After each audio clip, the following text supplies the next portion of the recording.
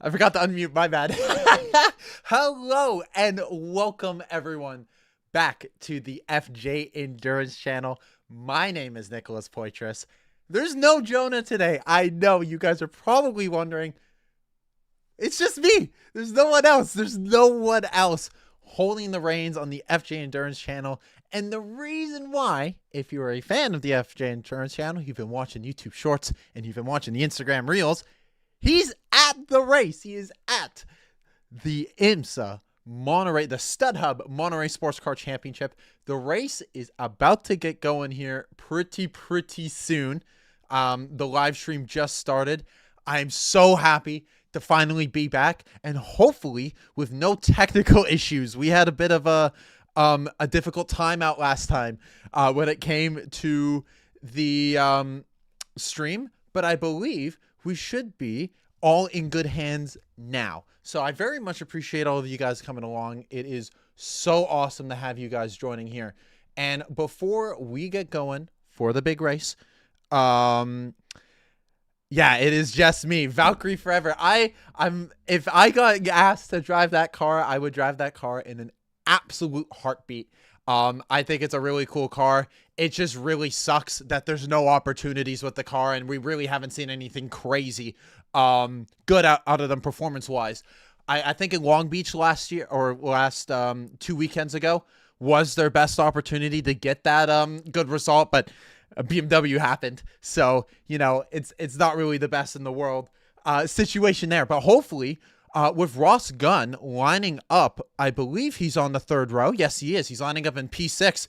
It's looking pretty good here for the start. The car's just coming out. So if you're wondering where Jonah is, I could probably very quickly put it up. I'll do it. I'll try to do it very quickly because I have the photo. I want to see if I can bring the photo up into OBS very quickly, so I can show you guys before the start of this race. Oh, okay. It just didn't save to my computer. Okay, never mind. We're not going to do that, ladies and gentlemen. Ignore anything happening there because, ladies and gentlemen, we will be going racing, but I do want to give, unless we're going green immediately, I want to very quickly give our starting grid. On the front row, it is a Cadillac front row. It's Louis Delatraz in the 10 WTR car, or the 40 WTR, sorry, that's lined up in first on the inside line, alongside Jack Aiken in the 31 car. Very surprised by the performance of the 41. I did not expect whatsoever to see that car in the running. The Cadillac had a really good bop for this weekend, but man, oh man, so much pace in that WTR car. We've been waiting for it all year long. I believe they are currently that car, the 40 car, I thought it was last in points. No, it's 7th in points. Only has 808 points coming into this race, so not looking the best. But hey, they're on the front row, so it's looking pretty good. And then yeah, it's alongside Jack Aiken, the only car in all of GTP that is still on a podium streak. It's got a podium in every single race so far, a second, third, and a second. Through Daytona, Sebring, and Long Beach. It's looking to finally get that win. I think it will continue that podium streak, undoubtedly, but we'll have to wait and see. On row number 2, it's Nick Yellowly in the 93 car, winners last time out at Long Beach. They're looking really good. I wasn't expecting them to be in the running. I thought the BMWs of Dries Stanford, who is lining up with him in 4th, would be a little bit closer to the Cadillacs. But hey, that 93 car looking really fast. So I'm very happy to see him doing a very good job. On row number 3, we have the 60 Acura of Blomqvist and Ross Gunn in the 23 car. Watch Valkyrie live in the chat is a big supporter, and I don't blame them. This is one of their best qualifying, if not, I believe it is their best qualifying of the year. So very good job from the Aston Martins. They're going to be going here pretty soon here, so I'm going to go through the rest very quickly. On row number 4, it's the 10 Cadillac of Felipe Albuquerque alongside Estra in the Porsche. In the 7 Porsche on row number 5 is Almblayer alongside Philip Eng in the 25. And the last car on the row is Van der Helm not Van der Helm. It's actually Almblayer that is in the car Adler? What am I talking about here? Sorry, it is Van der Helm in the Porsche. Yes, I just got corrected. In GTD Pro. Actually, I can't even do this. I'll get over the GTD Pro. We're about to go live here. It is a Cadillac front row. All to play for. We know how important track position is. This looks like it's going to be a Cadillac v Acura v BMW battle. We're about to see who's going to lead us into turn one. It's a green flag start here at Laguna Seca, and Delatraz is going to get the lead. He's going to take the advantage up into turn one. The 93 and the 24 going to wheel to wheel, but it's going to be the Acura that's going to take the advantage to take third. All clean so far from our front runners. The 6 car having to take evasive action as he goes the long way around the 10 W2ER Cadillac as the GTD go for their start. It's the Lexus that's at the front row with the beautiful heritage Tommy I almost said Tommy Milner was driving that car. It's not. It's Verhagen that's driving that car in the one as he's trying to go the long way around the outside. Can he take the lead in the one? And it's the 60 car. The Blanc 60 car. Blomqvist out immediately, spinning and off the track into the gravel. He's going to get going, but down the order he goes. So a major player already in the top 5, already having issues. That Valkyrie's holding on for dear life from the 2 Porsches as the 25 of Eng is struggling to get by the 40 car as it's all clean so far up in the front runners for the top 3. It is an incredible start from Delatraz. I didn't expect him to hold on to it. I thought Aitken was going to immediately go for it, but you could see both the Porsches in P6 and 7 in cars number 6 and 7 respectively they're really going for it here. And man, oh man, the gap is already forming up at the front, and you can already see the top 4 are pulling away, and it's all clean so far from our front runners here in GTP. This is looking incredible as we're getting a bit of a replay here. So what happened? And it's just getting loose on the exit for the 60, slamming into the outside wall. That's his day 100% done. That is an absolute calamity show for the 60 car. He's able to get going though, actually. I thought he might have been done, but no, he's able to get going. So he's just entering through turn 1 right now as the track map, I just realized, is not working. My apologies, ladies and gentlemen. Let me try to get that set up for you properly. That should be working. Let me get that fixed very, very quickly. Because yeah, there should be positioning. There we go. Now we got the track map all set up. Boom, boom. Perfect. Now we got it all set up. My apologies for that. Now, looking in GTD Pro, Hawksworth in the Lexus in the lead with Verhagen in second and Mies in the 65 and third. It's all looking clean. As I was saying, it's looking clean. But in the background, in GTD, the Inception car, or sorry, is that the Inception car? No, that's the Conquest Racing 296. That's absolutely flying in the hands of Patrese, who is flying. He got the pole in GTD last time out. He is flying through the pack. He's already passed the 4 of Tommy Milner in the Corvette. He's making his way through the GTD Pro pack. A massive gap already forming in GTD, looking really, really good. And yes, someone in chat just said not a lot of sun whatsoever out on track. It's not the nicest of days. I don't believe there's any rain on the forecast, so that shouldn't be a worry whatsoever. As you see Patrese in the 34, he's flashing the back of the Rahal Letterman McLaren, who is trying to go through the lead. And oh, what's this? This is the 19. This is the Van der Steur Racing Aston Martin having an issue with the rear flap. It's completely come up, and that car, I believe he qualified 7th in GTD. Not doing all too bad. This is the last thing you want to see for that Aston Martin team. It's been doing okay in the standings so far. Its best finish of 8th at Long Beach.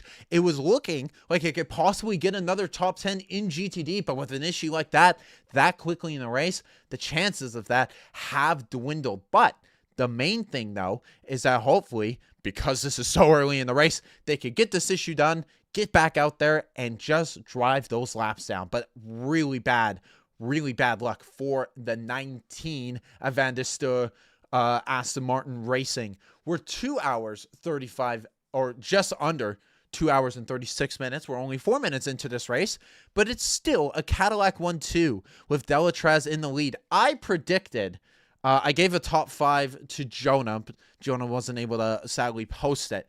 But I believe that Delatraz and the WTR team is not as good as the Whelen team when it comes to strategy, and I believe that 40 car will eventually start the pummel down the order, but we'll have to wait and see. It's a very tall order to ask because of how important track position is here within the last few laps. But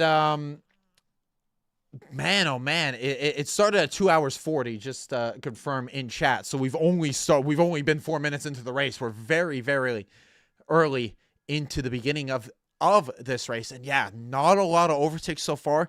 Already seen some big gaps. 9/10 between Delatraz and Aiken in third and second. Behind them, it's 2.5 seconds between Aiken and Yellowly. Behind them, with Verhagen and the man in second place, is I just get a quick replay here, and this is how Tommy Milner got passed by all the GTDs. He had a big issue at the exit of the corkscrew, going down very slowly. The 4 car has not been having. I believe the 4 car is ahead in the championship. Yeah, they're third in the championship right now, but they're not having a good weekend so far. The 4 car has been beating the sister car all year long, but right now, with that damage and going down the order, definitely not going to be beating the sister cars. They look for a good result in the GTD Pro category as the McLaren enters into the pits after the damage. So that Rahal Letterman factory car going down the order. It had a best finish of 9th at Long Beach, and it was looking again to maybe try to fight for another top 10 spot, but again, immediately going into the pits, changing the tires, going for a stop, has put him out of contention for now. But again, we got a long, long way to go in this race. A very, very patient race, indeed, as we'll be going through it. As the 59 Rahal Letterman car gets out of the pits. I believe they did do a pit box stop, so I really appreciate. By the way, I just want to mention, I know that Jonah isn't here, and we do miss Jonah around here, but that doesn't mean that you shouldn't try to stick around and enjoy for as much as you can. Please say hi and talk in chat. I'll try to respond to chat as much as I can throughout the remainder of this stream. We got 47 people in here. Thank you oh so much to all 47 of you being in here. I couldn't be more appreciative of that. And it's been a drive-through penalty for Van der Steur. He's already gone into the pits for an issue, but person over the wall before the car stopped, he's got to go in again. So immediately, that 19 Aston Martin, he's done and he's out of here. He is going to be so upset with that. Oh, man. Oh, man. Yes, I was just saying in chat, I responded to you in chat. I did see those flips in the Michelin Challenge race. Those were ridiculous. I'm glad they're very much okay, but man, oh man, you just forget that this can be a very chaotic track, and it can bring on absolutely chaotic stuff like those incidents. So it's really cool to see that stuff happening this weekend. Of course, we don't want to be seeing some maybe crazy flips out of GTPs, but if it happens, we'll have to wait and see as we're on board with Julian Andlauer, who's right behind in 6th and 7th in car number 6 and number 7. I'm really surprised. The Porsches actually had a weight decrease after Long Beach, but they are actually doing worse than what they were doing at Long Beach. And yeah, no, it was an absolute shocker to see what happened there within that fight. So, yeah, they're just nowhere right now. Both in 6th and 7th. They're 2 seconds adrift of Ross Gunn in 5th place of the Aston Martin, holding on to that P3 for now. Very, very, or P3, P5 for now. And if they can hold on to that, that will be a very impressive result from the Astons. We didn't expect a lot from them this year whatsoever, but at least I think 1 or maybe 2 top 5s was in order for them. This could possibly be that first top 5 for the Aston Martin Heart of Racing team. They're going to very much need it, as we're looking at Jack Aiken getting through a little bit of the traffic here as the GTPs are coming into GTD categories. He's within striking distance, around 7/10 back, but the main thing is that it's so difficult to pass here at Laguna Seca, especially in these big cars. But as you can see, Aiken is doing a really good job of making it through this lap traffic. Delatraz losing a lot of time here, and now he's right on his back bumper as they're going to go up towards the corkscrew. If you're wondering where Jonah is, he's in turn 6. So you know the quick little kink before going up the hill? That's where he is right now. So he is having an incredible view of the cars swinging by. You're going to see some really, really awesome shots from him on his Instagram and his YouTube when it comes out. Question for Jean-Pierre Carter. Jean-Pierre Carter is, who are the drivers in the number 19 Aston? That is Rory van der Steur and Scott Andrews. Those are the drivers in the Van der Steur team. So owner-driver in the car having issues and having to go through a drive-through. So really big shame for them as we're now looking at this battle for the lead at Laguna Seca as Jack Aiken trying to go the long way around the outside of Delatraz. He's really making Delatraz uncomfortable. They might be in the same car, but they're not on the same team, and they're really pushing each other through the hairpin in turn 1. And now as we come through here through turn 4 and down towards turn 5. Now, I've marked on my notes as I believe there are 4 major overtaking spots on this racetrack. You got the Andretti hairpin at turn 2. You got turn 5, which is after the double right-hander 3 and 4. You have the corkscrew, of course, and then you have the last corner. Those are all incredible spots to go for an overtake. But the question is, where is the best spot? In my opinion, it's got to be the hairpin or the last corner. That's got to be the places to make your moves. Everywhere else, it's audacious, and you really have to lock in to a battle exit from the guy in front of you, and you having an incredible run. As we're now seeing the first bit of energy from everyone. Everyone, apart from Delatraz, is at 82%. So it's really equal when it comes to energy right now. So we won't see anything with strategy playing when it comes to energy. Everyone is equal so far. Now is Filipe Albuquerque in the number 10 car, also slowly coming out of the issue, and he's got a left rear puncture. So he's going to be going back to the pits. I hope that doesn't throw a safety car out, because I don't see that there's a lot of debris, but the 10 car having a nightmarish season. A season from hell is continuing for the sister WTR car. Oh man, down the order he goes. Frustrating to see that car has been having no luck whatsoever. It got disqualified at Sebring. It finished last at Daytona, or second last at Daytona. Just not having it, and now is going in for a quick tire change. So that is oh so unlucky for these two, because yeah, we've been waiting and waiting for a good result out of the 10 car, but nothing happening as of yet. As we look in GTD Pro, as Jack Hawksworth right now, he's got a gap of about 1.2 seconds to Neil Verhagen in second. Christopher Mies holding on to third. This is the best that we've seen from the Ford so far in IMSA. They have been very middling, to say the least. The 64 cars in 12th and the 65 cars in 7th in points. So they've been mid. They've just been mid when it comes to what's been happening, and it's really frustrating to see that car not showing the potential that we saw last year with how good it was winning at Daytona and winning all the other races that it did. But I could still see, maybe it's coming, yeah, I think it's just letting the traffic through, but Filipe Albuquerque still having issues in that 10 car, going slowly on outside of the racing line. I think he might be going now, but I think the 10 car is going to be done today with mechanical issues. That is so unlucky for the 10 car. That, yeah, it's not fixed. So they're going to be, I believe they will be retiring the 10 Cadillac. This is the first car we have lost today. And the season from hell for the number 10 WTR car, driven by Filipe Albuquerque, continues. I am reeling for that camp. They have been so unlucky all year long, and it just doesn't continue. Someone just asked in the chat, am I excited about the Ford and McLaren prototype cars? Absolutely. I always love seeing new cars in the top prototype field entering, and I don't see why those teams can't do well at all. I think they could be really, really solid. And yeah, you want to see Ford doing well, and you want to see McLaren doing well. So I really, really want to see it as, oh my goodness, Albuquerque almost making one of the GTD. I think that's the 16, or no, that's the 66 GTD Mustang almost crashed into the back of the 10 Cadillac. He's going to be entering into the pits now. His day is done.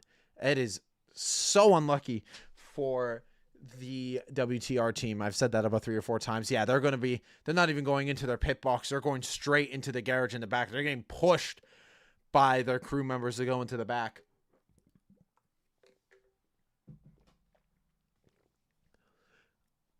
And it's just not looking good. We used to see such great performances coming out of that car. But the one thing is that the sister cars are leading 1-2. So at least there's some good stuff to look at. But maybe something to be a little bit worried about when you go into the later bits of this race. We're only 15 minutes into this race, so we got a long way. Gap is still 7/10, but critically behind Aiken, he's pulled a gap of 4.6 seconds on the Nick Yelly in third. So everyone is just cruising here, as it's really just a 2-horse race here at the front between the 2 Cadillacs, the 40 and the 31. Aiken still chasing, still looking for that first win of the year. They're making a really good case here for a championship. But the thing is that you got to at least get a win if you want to make a championship case reality. They're not far off of Porsche in the team championship. I believe, if I were to check the 31 car, yeah, they got 1023 points to 1061 for, that is the difference between Aiken and Nasser in the 7 car, or yeah, the 7 car and the 31. That is the difference between the two of them. And I believe if it finishes the way that it does, I believe Aiken could very well take the lead in the championship. And if that happens, that will be mega. But we got to see if that Cadillac can continue on the form, and if it can go for 4 races and 4 top 3 positions. Because that car's been going for it. As we're seeing on the live camera, he's going on the inside of the 40 car. He's looking for an overtake as they go wheel to wheel on the X of the 2. They have the Ray Hall Letterman car of the 59 GT3 blocking ahead, but also close as they were going side by side through the Andretti hairpin. Also close between the Cadillacs. Down they go towards turn 5. Is he going to try to look up the inside? No, he's going to ease off here just a little bit. This is a great battle here for the front. They were showing a little bit of a side camera there, but man, oh man, that is just an incredible battle between the 2 Cadillacs as they were almost colliding and bumping wheels with that Ray Hall Letterman McLaren in front. I bet you if that McLaren wasn't there, oh man, Aiken could have very well gone by around the outside, but Aiken's gonna have to wait just a little bit longer if he wants to get that overtake done. 2 hours, 22 minutes, and 22 seconds remaining in this race, and it's Jack Aiken all to play for as he's trying to go for the lead in GTP. It's looking really, really good for that 31 car. He definitely has a pace advantage. If I were to go look at the last few laps, a 1:15.3 compared to they're actually matching. They're doing a 1:15.315 and a 1:15.325 for Louis Delatraz. So they're a 1/10 of a second or a 100th of a second between each other on lap time. Absolutely equal.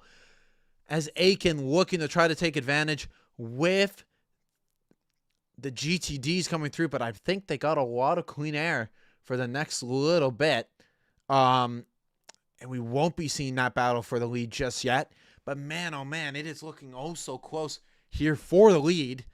Yellowy not really gaining despite that battle. He gained about 3/10, and that's about it. And when you're 4 seconds behind, that is absolutely nothing. So unless these guys start to really battle and really start to slow up the field, then we're going to see the issues at hand for the Cadillacs, and maybe we can see Nick Yellowy try to make it up into that fight. But right now it is Cadillacs 1 and 2, and by far 1 and 2, with a comfortable lead up ahead. 68% for Delatraz up in front, 70% for Aiken. So only a 2% difference as the fastest lap of the race goes to Jack Aiken, a 1:15.313, followed by Delatraz with a 1:15.362. Blomqvist a 1:15.474, and Van Thor a 1:15.527. So the top three cars, the Cadillacs, the Acuras, and the BMWs, all lapping within a tenth and a half of each other. But because we see of those big gaps already, we're not really going to be seeing a lot of change in position unless we see some issues, as we see Delatraz coming up onto the rear bumper of some of the G3s. As we go on board with Philip Eng in the 25 car, I think there's an issue. Oh, this is what might have happened to Philippe Albuquerque. So he went up the inside of the 66 Gradient car and completely banged wheels, slapped wheels against each other. And for a GTD, that's fine. But for a Cadillac, that's a little bit, just a little bit more fragile, not so much fine. So that's where the issues came. That's where the why the car was slowing down. The car's still going. It's still out on track. It is a very far way down, though. All the way down. Where are they? Oh, they're only in they're in 25th. So they still have the sister car up in front. So the car's completely okay. It has no issues. As we again look at the battle up in front between the two Cadillacs, Jack Aiken is just a little bit closer again on the rear to Delatraz, but again, there's no move so far between the two. The last thing we need is a repeat of last year and two cars crashing out within the last lap as someone went very wide on the exit of 4.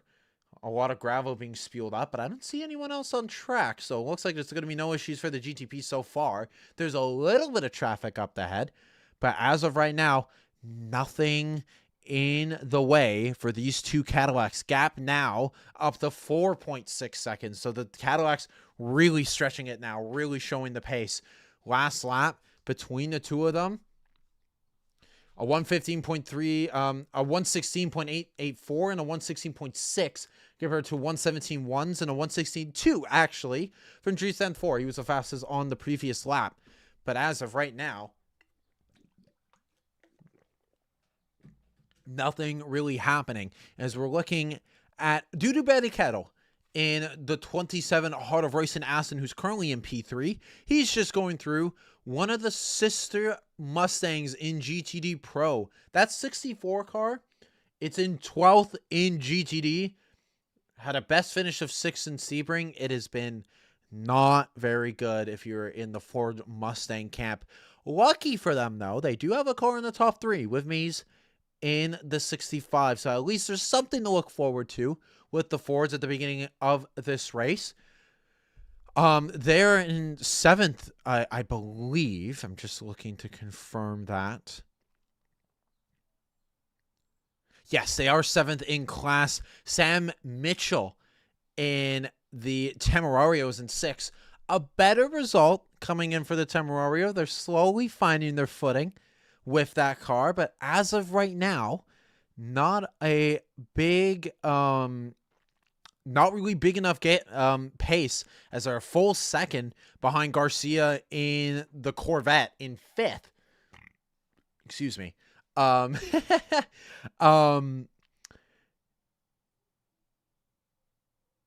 Someone just asked, did you know China 3 manufactures what to enter prototype? Oh, want to enter prototype. I did not know that, actually. That is news to me. I'll have to go and check that out. I did not know about that. I'm not surprised that they have some interest. It'll be really cool to see some more manufacturers. The more the merrier for the GTP category. Doesn't give a problem. 2 hours, 16 minutes, and 33 seconds remaining in this race. We're here for the long haul, ladies and gentlemen. And my throat's already starting to hurt. So bear with me when it comes to this race.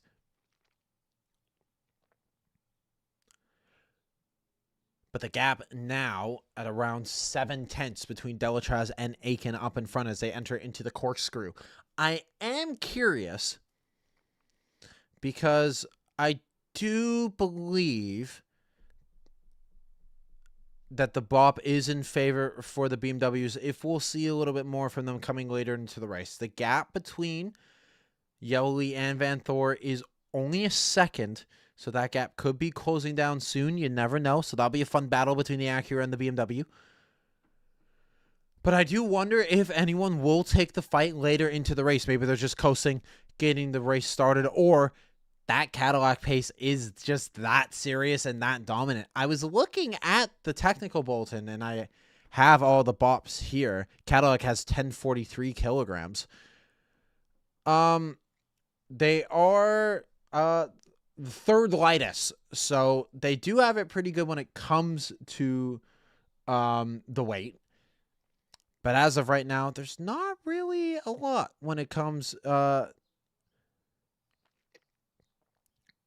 to the other cars when it comes to BOP kicking in. Like I said, I thought the Porsches were going to do a little bit better this weekend because of their BOP reduction, but they're doing worse than what they did at Long Beach, as they are also behind, and just like they're behind the Astons right now. The Astons still comfortably in P5 as we're on board with Harry King in the AO Racing car running a Heritage livery. It's kind of interesting for AO because, you know, there's not a lot of heritage with that team. They haven't been around for even 10 years. They're coming up to their 10-year anniversary pretty soon.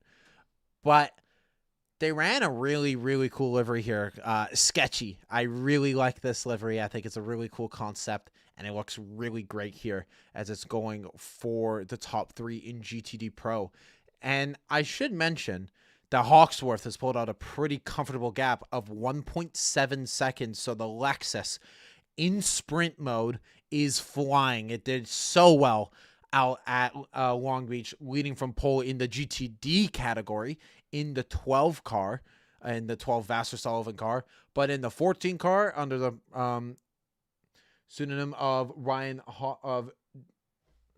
Why do I keep saying Ryan Hawksworth? Jack Hawksworth. And look at this. We have a switch in overall. Jack Aiken getting the move done on Louis Delatraz. The IMSA broadcaster is completely missing it. Let's see how he did it. He went around the outside through Andretti. Delatraz bumping him a little bit through turn 1. But Jack Aiken around the outside gets the move done and moves into P1. Delatraz was only going to hold on to that for so long. Aiken gets it into the lead and is going to be staying there for now a comfortable while. Look at the gap up in front already. He is a man unleashed. 2.4 seconds between him and Delatraz, absolutely flying up in front. Aiken has been the best Cadillac driver all year. No doubt about it. Sebring, Daytona, Long Beach, it's all proven it.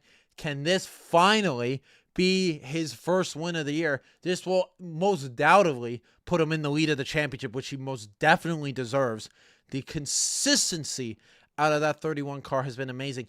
And he's got Bamber in the car for this weekend, which I think is an upgrade compared to Frederick Vesti that was in the car at Long Beach. So really excited to see how Bamber is able to do at the back half of the stint. But Aiken absolutely fine. That gap's up to 3 seconds now. He's already put 8/10 on Delatraz in a sector.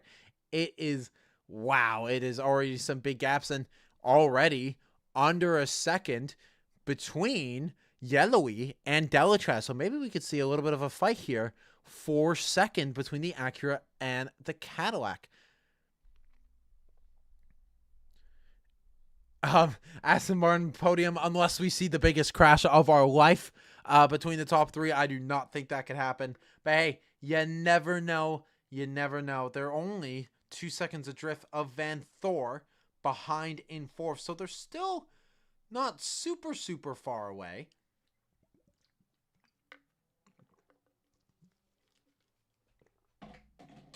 I appreciate your guys' patience on the water breaks, because talking for 3 hours is going to be an absolute pain. So I appreciate all your guys' patience throughout this whole thing. As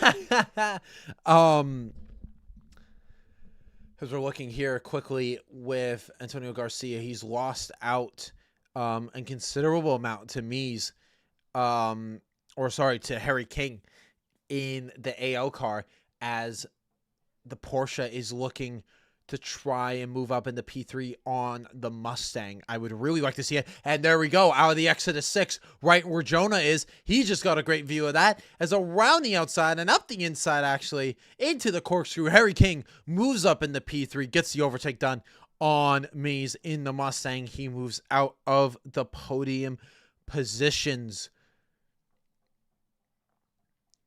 And so hopefully we're going to be seeing a little bit more from that Mustang a little bit later into this race. But falling down the order they go, not looking all too good. And hopefully they can try to take a little bit of an advantage later into the race. I'm seeing Mies is starting to really drop down the orders. There's something very wrong with that 65 Mustang. I saw someone in the IMSA chat say that it was a tire puncture. It could very well be. So down the order goes the Mustang. And yeah, he's gone into the pits. So definitely an issue for the Mustang. Yeah, it was a flat tire. So after getting overtaken by the 77 AO car, the best result for the Ford Mustangs has just shot out of the window. And Chris Mies, down the order he goes. Oh, this is so frustrating for the Ford camp. And I know we got a lot of Ford fans here in the chat, so very sorry for you guys. But a potential top 3 has just fallen out of proportion. Such a shame for that 65 car. Hopefully we can see a little bit more later into this race. We still have 2 hours, 9 minutes, and 5 seconds remaining in this race, so plenty of time to recover and maybe try to go for a top 10 here. Why IMSA not streaming the race in the US? You know, it's really funny because I'm in Canada and I'm able to watch all of these races. Geo-blocking is a sinful thing, but it exists. So we got to accept it and play for it how it goes. And yeah, no, it's not really fun. We're going to see a quick replay.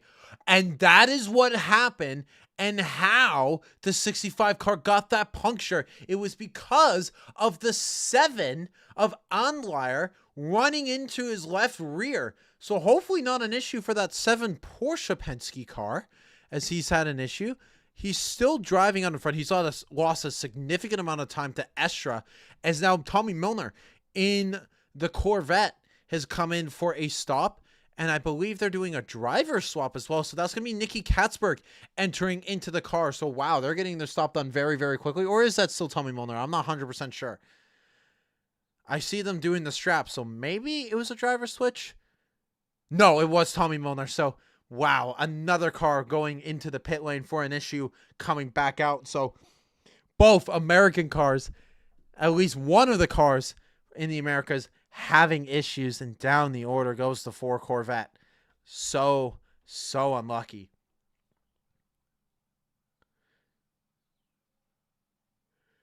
As we're seeing the gap in GTD, it has come down. It's under 7/10 between Patrese and Danny Formal in the 34 and 45 car. Now we can see some of the damage to that 7 car. It's mainly just visual damage. Doesn't seem to be any aero stuff. They've obviously have had no problem with Anlier continuing on and going. So they will keep on going with that 7 car, trying to go for a clean result.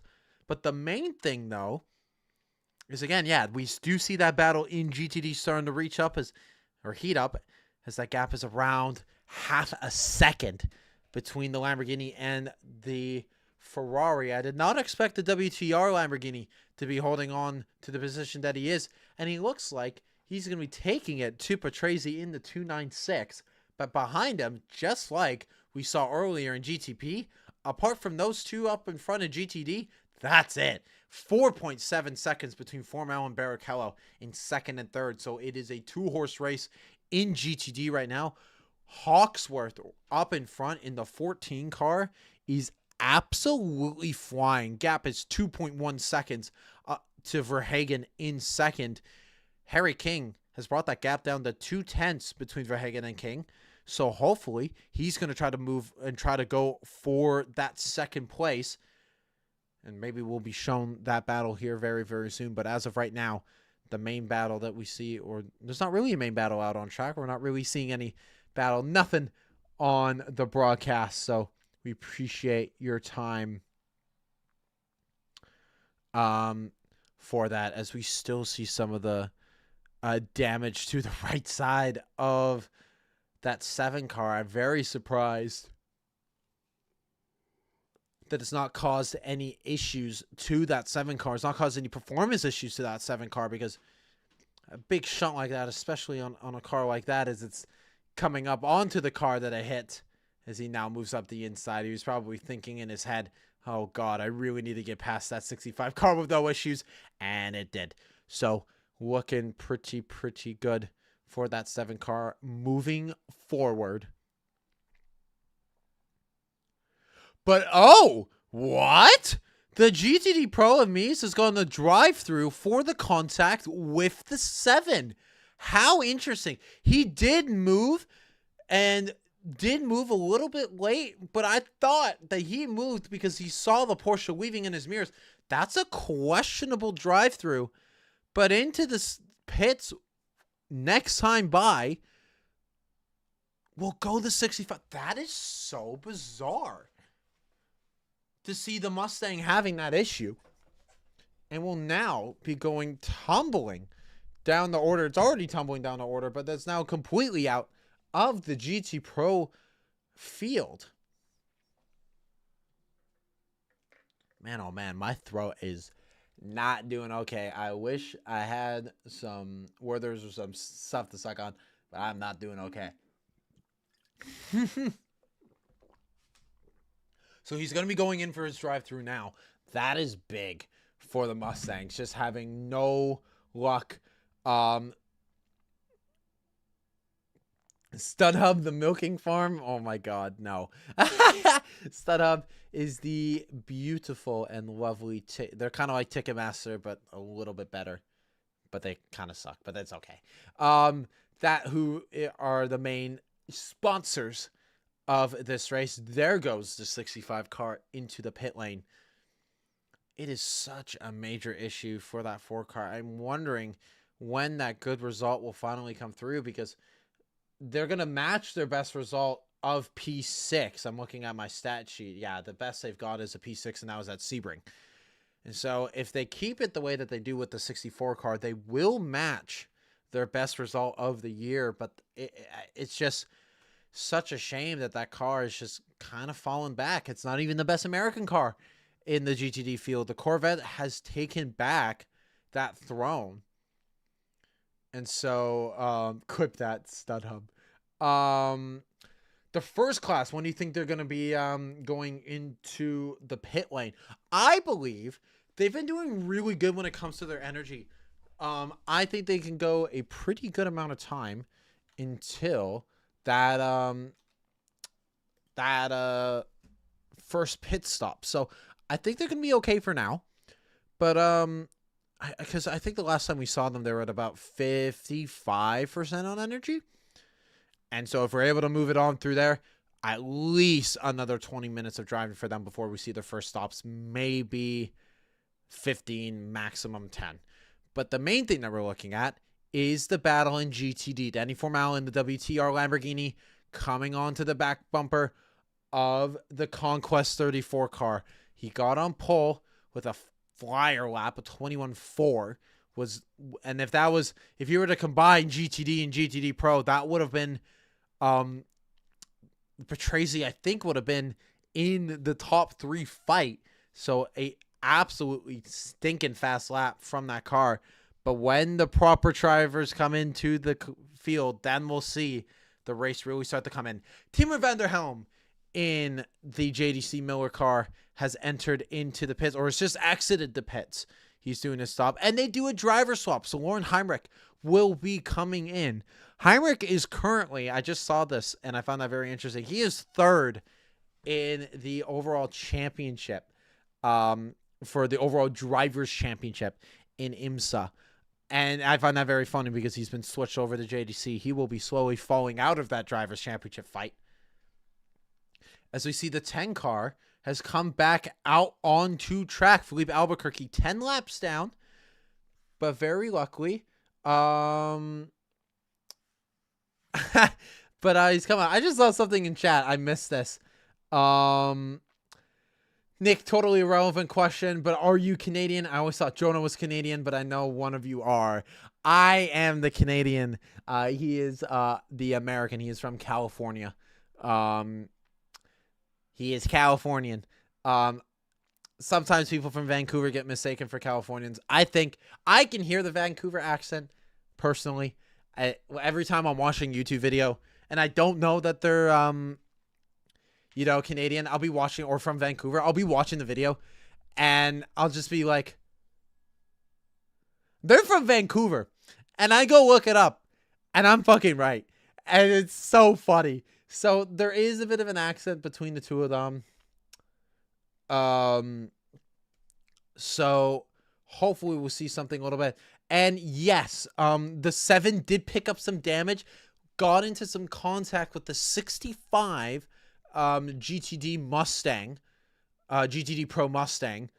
And the GTD Pro Mustang got a penalty for it, which a lot of people in chat were questioning. I was questioning it a little bit, but hey, it happens. They're going to be moving on through. That car is still in P7, the number 7 car. But the main thing is 4 seconds adrift and is within a second of P4. Ross Gunn in the 23 car is starting to close the gap in on Nick Yelly in the Acura. So the Aston Martin doing a very good job in this opening stint here in P5, looking to try and get into striking distance for P4. If we can see a really good result here out of the Astons, I'll be very happy, because after what happened to them in Long Beach, they definitely deserve a good result, as now we see the GTDs overtaking the Temerario GTD Pro. That car, I'm still very questionable about how that car is going to be moving forward. It's a very new car, and you can give Bop as an excuse and also question Faf, but Faf is a good car, no doubt about it. Is one of the GTPs just had a massive walk-up into turn 3, as we see the 3 car of Garcia looking this way and that way, trying to get the overtake on the Harry King as he's trying to move back up into P3. He is not done whatsoever with that fight, as Jack Aiken moves up the inside on in the 31 Cadillac. He's going to increase that gap for a little bit. Not happy whatsoever. That 3 cars. Oh man. The 31 car having to take evasive action through turn 6. Jonah probably just saw almost a mega shot, as here comes Garcia trying to go around the outside through the corkscrew. Harry King doing some really good defending. It's pretty easy to defend on the inside through the corkscrew. Just have some good car placement through the middle of the corner, and you're pretty much done and dusted through there. You're not really going to have any major issues with the car, as he's still holding on to the P3, but that Corvette is flying, and he's trying to move up into P3 in class and maybe try to move up in the P3. But the gap up in front, 1.9 seconds, so it's closed by a little bit between Hawksworth and Verhagen, but Hawksworth still most definitely, actually no, it's 3.3 seconds. It's actually increased. So I guess it was a bit of a glitch there, but wow, the 31 of Aiken, our leader, almost crashing into the back of the 13 Autosport GTD car, but having to take evasive action. Wow, here comes our first major pit stops of the race. Louis Delatraz coming in for his stop and doing a tire and fuel stop. So he had around 30%. So a little early, but I guess that's the strategy call for the WTR number 40 car. So he's now just left the pits. He's going to be going out, but that's the first car to strike. Interesting that it's the car in P2. So we'll see how everyone reacts. We'll see if Aiken might come in next lap, see if Yoli and Gunn will do the same. But we're under 2 hours remaining. We'll have to wait and see what happens. But it's Jordan Taylor who has now got into that car. He's gone a little bit out of the pit marks. I thought he almost went a little too far there. He might be investigated for a penalty there.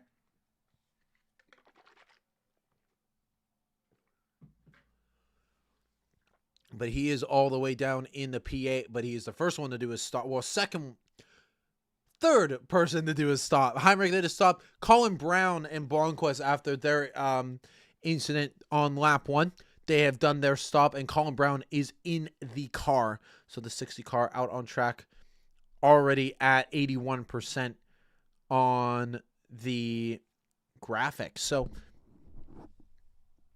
I just realized this camera angle probably isn't the best, ladies and gentlemen. I do apologize for that. How's that? Is that a little better? That's probably a little bit better. Let's have it here. The only reason I don't have it on my monitor stand is because the cable isn't long enough and the tripod that this is sitting on isn't good enough. So I have to buy it. If I want to, I have to buy a tripod for it, which I don't want to do that. That really sucks. So we have Rexy in the chat. Rexy, you are out on track and you are in P3. What are you doing in the YouTube chat? Get out. You got it to do some racing.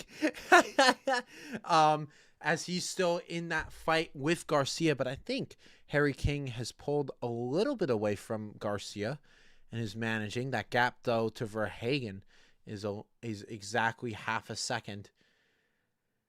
As we see the beautiful, God, I love the Turner car with the split livery, the yellow and white. That is easily my favorite livery in GTD. Dudu Barrichello has entered into the pits in the 27 Aston Martin. Same with Patrick Gallagher in the 96 Turner car. So he's going to be entering in as well. So the top 3, same with Pedersen in the Vassar Sullivan car. Also the 13 Autosport car into the pits. So a lot of people in GTD entering in and doing their stops. But Tracy and Formal haven't stopped yet. That moves Russell Ward in the Windward car up into P3. He was down in P6. The Mercedes being a little bit quiet in this race. I was expecting a little bit more out of them. This is the first race. They had a little bit of issues at Long Beach, and of course they crashed out sadly at Sebring. So we're looking for a bit of a better result out of that camp as Patrick Gallagher gets back out on track. I'm not sure if it was a driver stop or not, but they have come out. But he has lost, critically, he has lost positions to Pedersen in the 12 Vassar Sullivan. So he goes down the order a little bit and loses out. As we still see out on track, Nick Yeley and Ross Gunn, they're still having their battle in GTP. They haven't pit yet, so we'll be waiting a little bit longer for that pit. Monk in the 16 Mustang, that's the Myers-Riley Motorsport car, gone out of the pits. He's down in 10th. He's already a lap down in GTD, so hopefully he can try to get that back and try to go for a solid top 10 position as Felipe Fraga has entered into that car. 1 hour, 52 minutes, and 52 seconds remaining in this race. It is looking really good for Jack Aiken up in front. That gap behind is 8.6 seconds to Dries Van Thor, who's in second, with Nick Yeley in third, Ross Gunn in fourth. And I'm just trying to figure out. So Ross Gunn and Nick Yellowy, they pit. So Van Thor and Aiken are the only 2 cars that have not pit so far. The IMSA broadcast not showing. Yes, we should start a Patreon for the camera stand. I do agree with you on that one. I do believe that, so as looking at it, Yellowy and Gunn, they haven't pit. No, they haven't pit. Was Dries Van Thor always in third? Or am I bugging? I swear Yellowy was in third, but I guess not. So, okay, I don't know what's going on, but I guess Van Thor's in second. He's still out on track, and he's in front of Yellowy in third and Ross Gunn in fourth. Lorenzo Patrese has entered into the box, the leader in GTD in the Conquest Racing machine. He's done a great job in that first stint, holding off to Danny Formal. Formal, I believe, is also in the pits. No, Formal went the previous lap, and it's Hinman who's now in the car. He's in P5, and that's Russell Ward, who's now taken over the lead in GTD in the Mercedes, as they're going to go a little bit late. Walker in the 66 Mustang also in the pit, and Adelson in the 120 Wright Motorsports Porsche also enters into the pit lane. So everyone is getting their first stops done. We're pretty much just waiting for the GTD pros and the GTPs at the top of their class to get their pit stops done, and then we will get back into the racing groove. As Ross Gunn is getting really close to the back of Nick Yellowly. That gap is definitely down to under half a second. Last lap an 18.6 compared to an 18.5 from Nick Yellowly. So he could very well for a moment try to hang on and maybe go for a P3 here on track for now, as Delatraz has gone insanely early here. I am questioning why he's gone oh so early. We're getting a review here of what's happened with the 16 car. Is, oh man, a really big blocking move from the 70 Inception car. He had to move a little bit late and block there, and the 16 having to take evasive action as he goes the long way around the outside of the 296. Brilliant overtake to get that job done in the Riley Motorsports car. But again, I believe they are way down the order. Yeah, they are down in 9th. That was the battle for P9 between the 16 and the 70, as the leader in GTD, Russell Ward, in the Winward car, now entering the pits. So Ross Gunn has now entered the pits, who is currently in P4, now entering. So Nick Yellowly hasn't gone out. They're going to be doing their driver swap. So out goes Ross Gunn, and in goes Roman DeAngelis, the Canadian driver, the only Canadian in GTP. So he's going to be moving his way in. And they have been doing an incredible job here as they're looking for their best position of the year.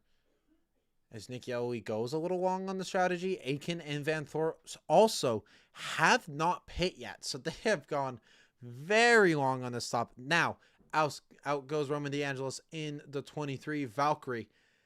I think a P5 is very well on the mark for this car with the way that it's going. It's the only thing that can happen is something very similar to what happened previously in Long Beach. That's the only way that we could see them going down the order. But for now, it's going to be Roman DeAngelis getting back into the car, exiting into the pits, down the order. But he's going to look to try to get that P4 at the end of the race.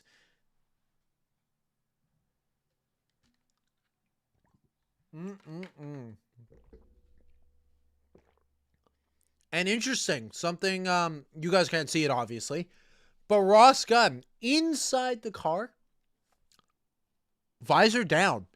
Very interesting. I personally wouldn't do that. I think that's, especially in a cloudy day like this, you want to try to see as much detail as you can. And I feel like for me personally, a visor would block that out. So yeah, no, it's surprising to see him have visor down on that. Someone in chat just said, I wouldn't be surprised next year if Aston Martin decides to run another car in GTP. I don't know about that. I mean, I think what they're doing right now with WEC, having one car in WEC, and I think they have, or sorry, 2 cars in WEC and 1 in IMSA. I think that's a good idea. I think them doing that is completely fine. Listen, this car, I'm sorry. Oh, tell it in the 12 GTD. Lexus, the Vassar Sullivan, has to do a drive-through. Apparently, some pit equipment was left unattended as they exit the pit box.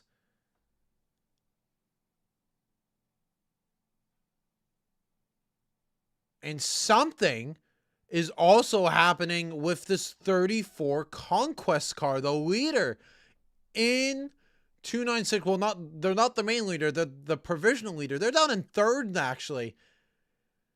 And he's misfiring. He's entering into the pits. So the leader in GTD, massive.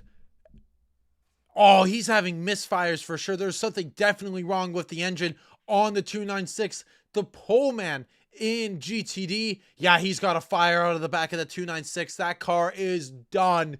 So Hinman in the 45 Lamborghini is going to take the lead in GTD. Tom Gamble now moves up in the 2nd in the Heart of Racing Valkyrie. What a shame for the 34 Conquest car. They were leading all comfortably through GTD through their first stint. They had pole by a comfortable margin, and now they are out. Wow, that is a big, big story in the GTD category. So again, that puts Hinman up into the lead in the Lamborghini. The 66 GTD car having a puncture on the the left rear. And now he's going to be going into the pit stall. He's going to be coming out. And they're mentioning something about the Valkyrie. I'm not 100% sure what it is. But I hope that I hope it's not a major issue. I know you guys can't see the GTD Pro and GTD top 5 or top 6, so I'll quickly give it to you. It's Hawksworth in the Lexus, followed by Verhagen in the BMW, Harry King in the Porsche, with Ryan Garcia and Antonio Garcia, in the Corvette, Sam Mitchell in the Temerario Lamborghini, and Esterson in the McLaren in 6. In GTD, it's Hinman in the Lamborghini, it's Gamble in the Aston Martin, Nick Foley in the BMW, Ryan Ellis in the Mercedes, Aaron Tellitz in the Lexus, and Felipe Fraga in the Ford Mustang. That's your top 6 in both GTD Pro and GTD. 1 hour, 44 minutes, and 44 seconds remaining in this race. It is all to play for, as we're waiting to see what's going to happen to this 34 car. It's still smoking. I think they're trying to get the car to get back out and going. It's got a signal on, so it might come back out. But I don't think so. It looks like it might be done. Rip to the 34 indeed. They were looking so strong and looking like they were going for a very comfortable win in class. But down the order they will be going. Still smoking. Still having issues in that 296. Such a shame. As we look at the energy, 12% for Aiken and Van Thor. 8% for Yellowy, Estra, and Andwire. And Eng at 12%. So everyone in the top 6 is going to be entering into the pits within the next 2 to 3 laps. No doubt about it. As there's still a fire for that 296 car. They've not been able to put it out, which is very interesting. But they're going to try to get that car back moving, I think. Or are they going to push it? Oh, yeah, they're pushing the car. It is for sure done, as it's still flaming. Car, chill out. You don't need to be this super hot.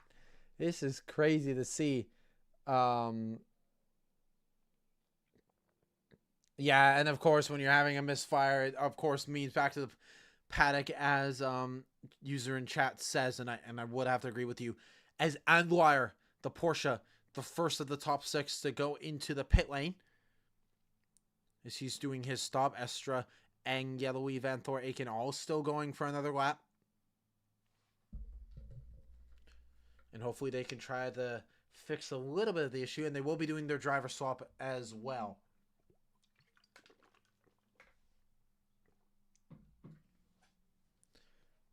And so Felipe Nasser, the driver in IMSA that has been also dominating all year long, getting into that car. Hopefully they're able to recover a solid points result out of this. It's going to be very difficult to do so because of just the overall pace of the car. It's just nowhere on pace. It is a it's a one-horse race between the Cadillacs. I'm curious, though, with Jordan Taylor, he's at 76%, as now Aiken, our leader, has entered into the pit lane. 58 minutes of green flag running we've gone, and it's been a 58-minute stop or run for the first, as Earl Bamber gets in the car for Jack Aiken. So I'm getting some weird burps here. I apologize. The 14 of Hawksworth, the leader in GTD Pro. So all the leaders have done their pits, and they're coming in. But yeah, we're going to have to wait and see what's going to happen with Jack Aiken as he comes out with Jordan Taylor. Can he get that track position? They're 5th and 6th out on track, but where is Taylor in the 40 car? He pit really early. I don't see him out on track. I don't think he's going to be in front of Aiken. I think Aiken ran good enough stints at the end to hold on. And I think he does. So he's going to be in 5th as he's trying to get his tires up the temp as he's getting passed by GT3s.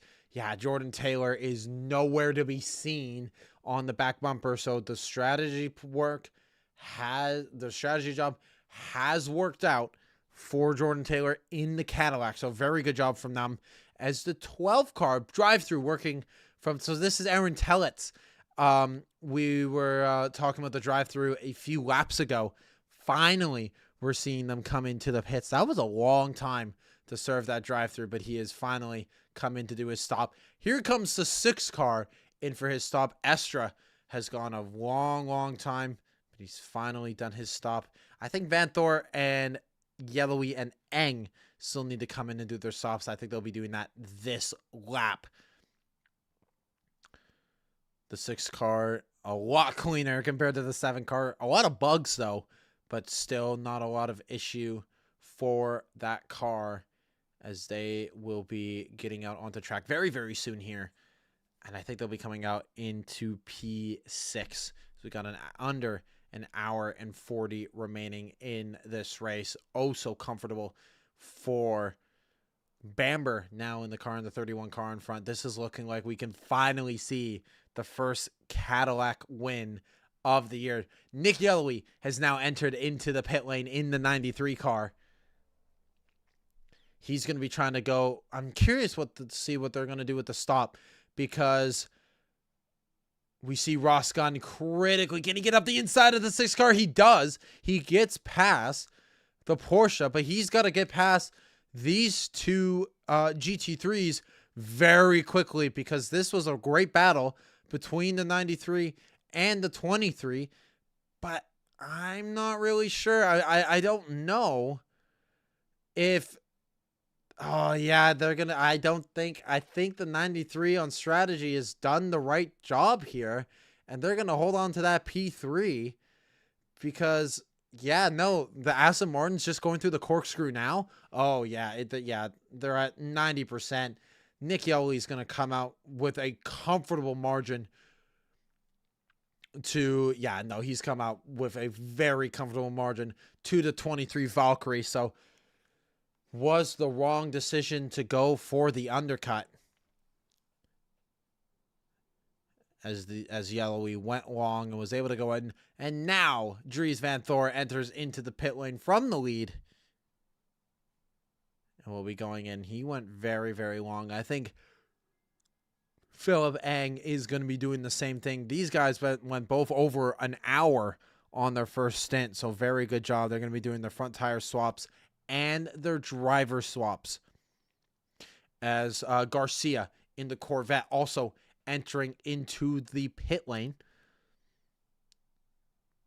So I think Verhagen and King, yeah, they got 11 and 12% energy remaining respectively. Esterson also has 15% remaining. Nicky Katzberg has 52%, and he's in 4th. So he's gone very long on his strategy. And so, I'm not really sure what's going on with the strategy there for that car. But Katzberg going very, very long on the strategy, hoping to try to get some recovery out of it. As Antonio Garcia and Alexander Sims do their driver swap. Philip Eng is still in the lead. He's not pit yet. But I think he will be getting that pit in very soon as we see him now on board. Now he's going to be coming into the pit lane. He's surely got to be going into the pit lane now. And there he goes. So that's Philip Eng from the lead of the race going down the order for this stop. So, interestingly, Van der Linde in the 24. I didn't notice this. But how on earth has Van der Linde jumped the 31 car? The BMW, the 24 car, in strategy, has What? How is that? How have I completely missed that? That is insane to see. And so now, according to the strategy, the BMW in 24 in track position is in the lead. What on earth? How has BMW pulled this out of their bag?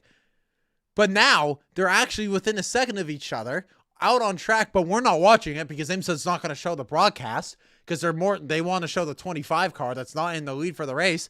But Van der Linde is in the lead of this race on merit. This is purely on strategy. But I would love to see the battle, but we're not seeing a battle right now between the two of them. Marco Wittmann now entering into the 25 car. Hopefully they can try to recover a good result out of this. They're in P6 right now.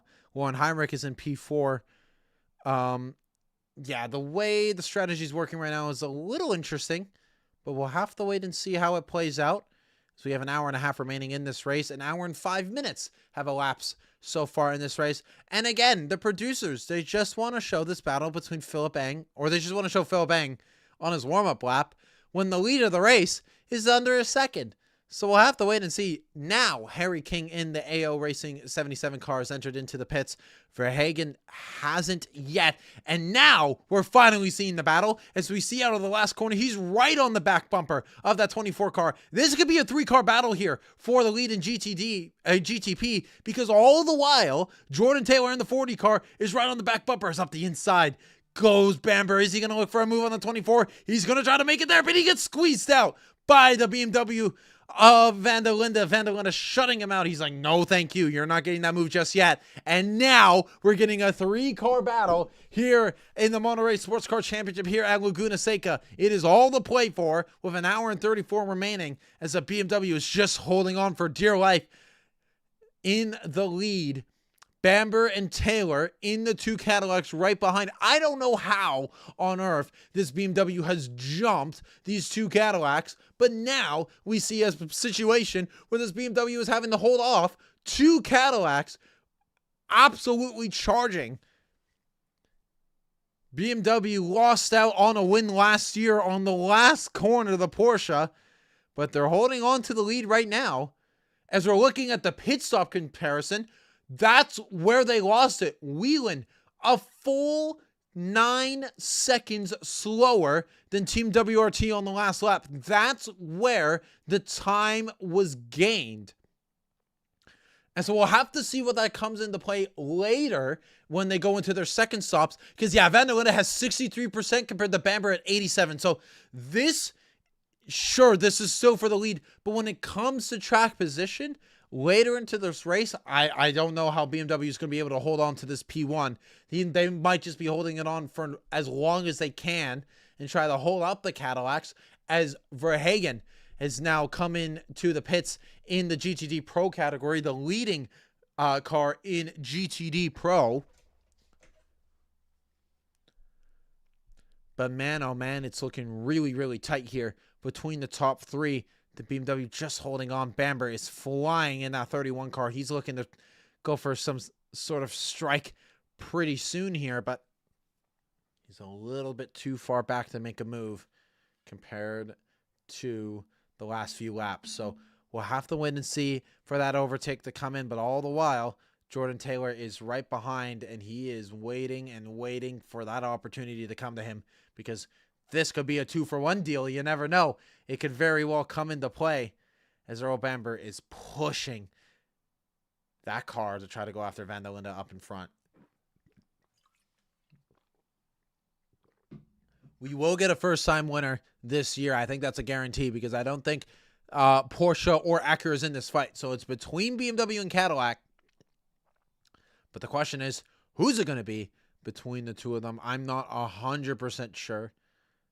But the main thing I can tell you is that because of that offset in strategy, I'm a little concerned about the 31 car, as the 5 of Lauren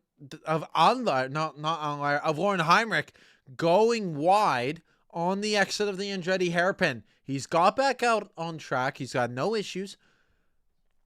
So he's all good. He's going to be able to continue. But wow, going very wide. Not what you want to be seeing for that 5 car. They've been nowhere all weekend long, but especially nowhere in this race is down the order they will be going. They're still in 5th, and I think it's because of strategy, but they will be moving down the order a little bit later. I don't think they'll be holding on to that P5 for very long. Same for Braun in the 60 car, who's in P4. We'll have to wait and see because of the offset and strategy. That is why it is. I need to take off my hoodie. It is so hot in my room. Chat.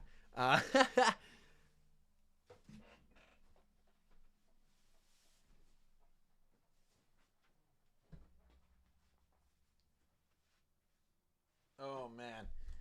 Hot and sweaty. We've been getting a heat wave here in Vancouver, or in the greater Northwest in Vancouver Island. So we've been getting a lot of stuff. It's the 13 Autosport car. Matthew Bell, he had a penalty, but it doesn't matter. He has completely spun out, and he's stopped on the gravel track. Is this going to be our first safety car? This is Matthew Bell in the 13. This could very well be our first safety car for the Monterey Sportscar Championship race. Oh, this could very well be it. As he's on, I'm not sure what corner that is. That might be the exit of 2 of the Andretti hairpin. I'm not 100% sure. The green flag's still waving. They might have to bring out the yellow for that. Not 100% sure. We haven't had a yellow so far. It's been all green so far this race. And the full course yellow has officially come out. We've got it. So Van der Linde and Bamber and Jordan Taylor. So it is on the exit of 2. So you lost it on the exit there. And the 13 Autosport, the Canadian run team in GTD, is out of this race. The Corvettes were looking really poor throughout the race. Throughout the beginning of this race, the 2 Corvettes, the 13 and the 81, were last in qualifying. So I wasn't expecting a lot out of them, but that is an absolute shame to see that car going out. So the full course yellow is out. And this is a replay of Van der Helm. He just locked the brakes up going into the hairpin, and that is why he went wide into the gravel trap, but he was able to get back going. So all good for the 5 car. They might still try to go for a pit stop in here now that it's under yellow to try to get as much debris out of the car. Esterson is in the pits in the McLaren, and the safety car is out, ladies and gentlemen. So we will be getting a great little restart here. Getting a restart here is pretty solid at Laguna. It's really easy to try to defend. So I don't think we'll be seeing any crazy attacks on that restart lap. But the main thing I want to see is how will Van der Linde react with the strategy? Because like I said, it's a big offset between Van der Linde and Bamber. They short-stopped on purpose to get that track position. And now, because of that, I think it's about a 16% offset in energy. That's got to play very big into the later bits of this race. I think they're very happy that they have this yellow so that they're not wasting that much energy. But that doesn't mean that the offset is still going to be there. Because guess what? Bamber is going the same pace as you. So he's going to be using the same amount of energy. So the main thing is, where are we going to find that overtake to happen? Are we going to see it later in the race just purely down to the pit stop strategy? Honestly, I think that might be what happens. And if that happens, then we're going to see we're going to see a Cadillac win for an absolute guarantee, as the 13 car is now trying to get completely taken out of the race. As it is still stuck in the gravel trap. The IMSA crew is legendary for doing such an incredible job. I believe it is widely regarded that the American crews are the best when it comes to doing their mechanical safety and doing their on-track work, being the fastest, being the cleanest. The Europeans aren't that good, from what I've heard. So we'll be seeing this car get off very, very quick, and we will be restarting very, very soon. We have 40 people here in this live chat. I very much appreciate all of you guys for being out here in chat. It is very, very awesome. to have you guys out here, despite Jonah not being here. I know you guys are probably wishing that Jonah was here doing the commentating with me. I wish Jonah was here doing the commentating with me, but it is a-okay for now. We're getting a quick little tribute here to a very legendary driver that passed away this weekend. Alex Zanardi, a legend of the motorsport world, the Iron Man of the motorsports pass. Yeah, it is just an absolute amazing human being, amazing person, and it's so sad to see him go so young. So what a legend. So happy to see that he's doing stuff. The Europeans that are best are from Monaco. Yeah, when you know it's Monaco, then it's bad. That is bad. So yeah, it's yeah, no, it's an absolute shame to hear the passing of Alex Zanardi, an absolute legend. It was actually Chip Ganassi that broke the news first before any official news came out. He posted on Twitter about Alex Zanardi. And I saw the tweet, and there was nothing like attached to it, nothing about him looking up, and I was like, oh, this is weird. And then 4 hours later, it got posted. I was already sleeping when the announcement got posted, but yeah, just a massive legend in the motorsport. Gone, but never forgotten, Alex Zanardi. An absolute legend. We'll be going green here, hopefully within the next few laps, as we go quickly through the race. We got an hour 15 and 45 seconds remaining in the race. Sheldon Van der Linde is still in the lead with Earl Bamber in second. Jordan Taylor in third with Colin Brown in fourth.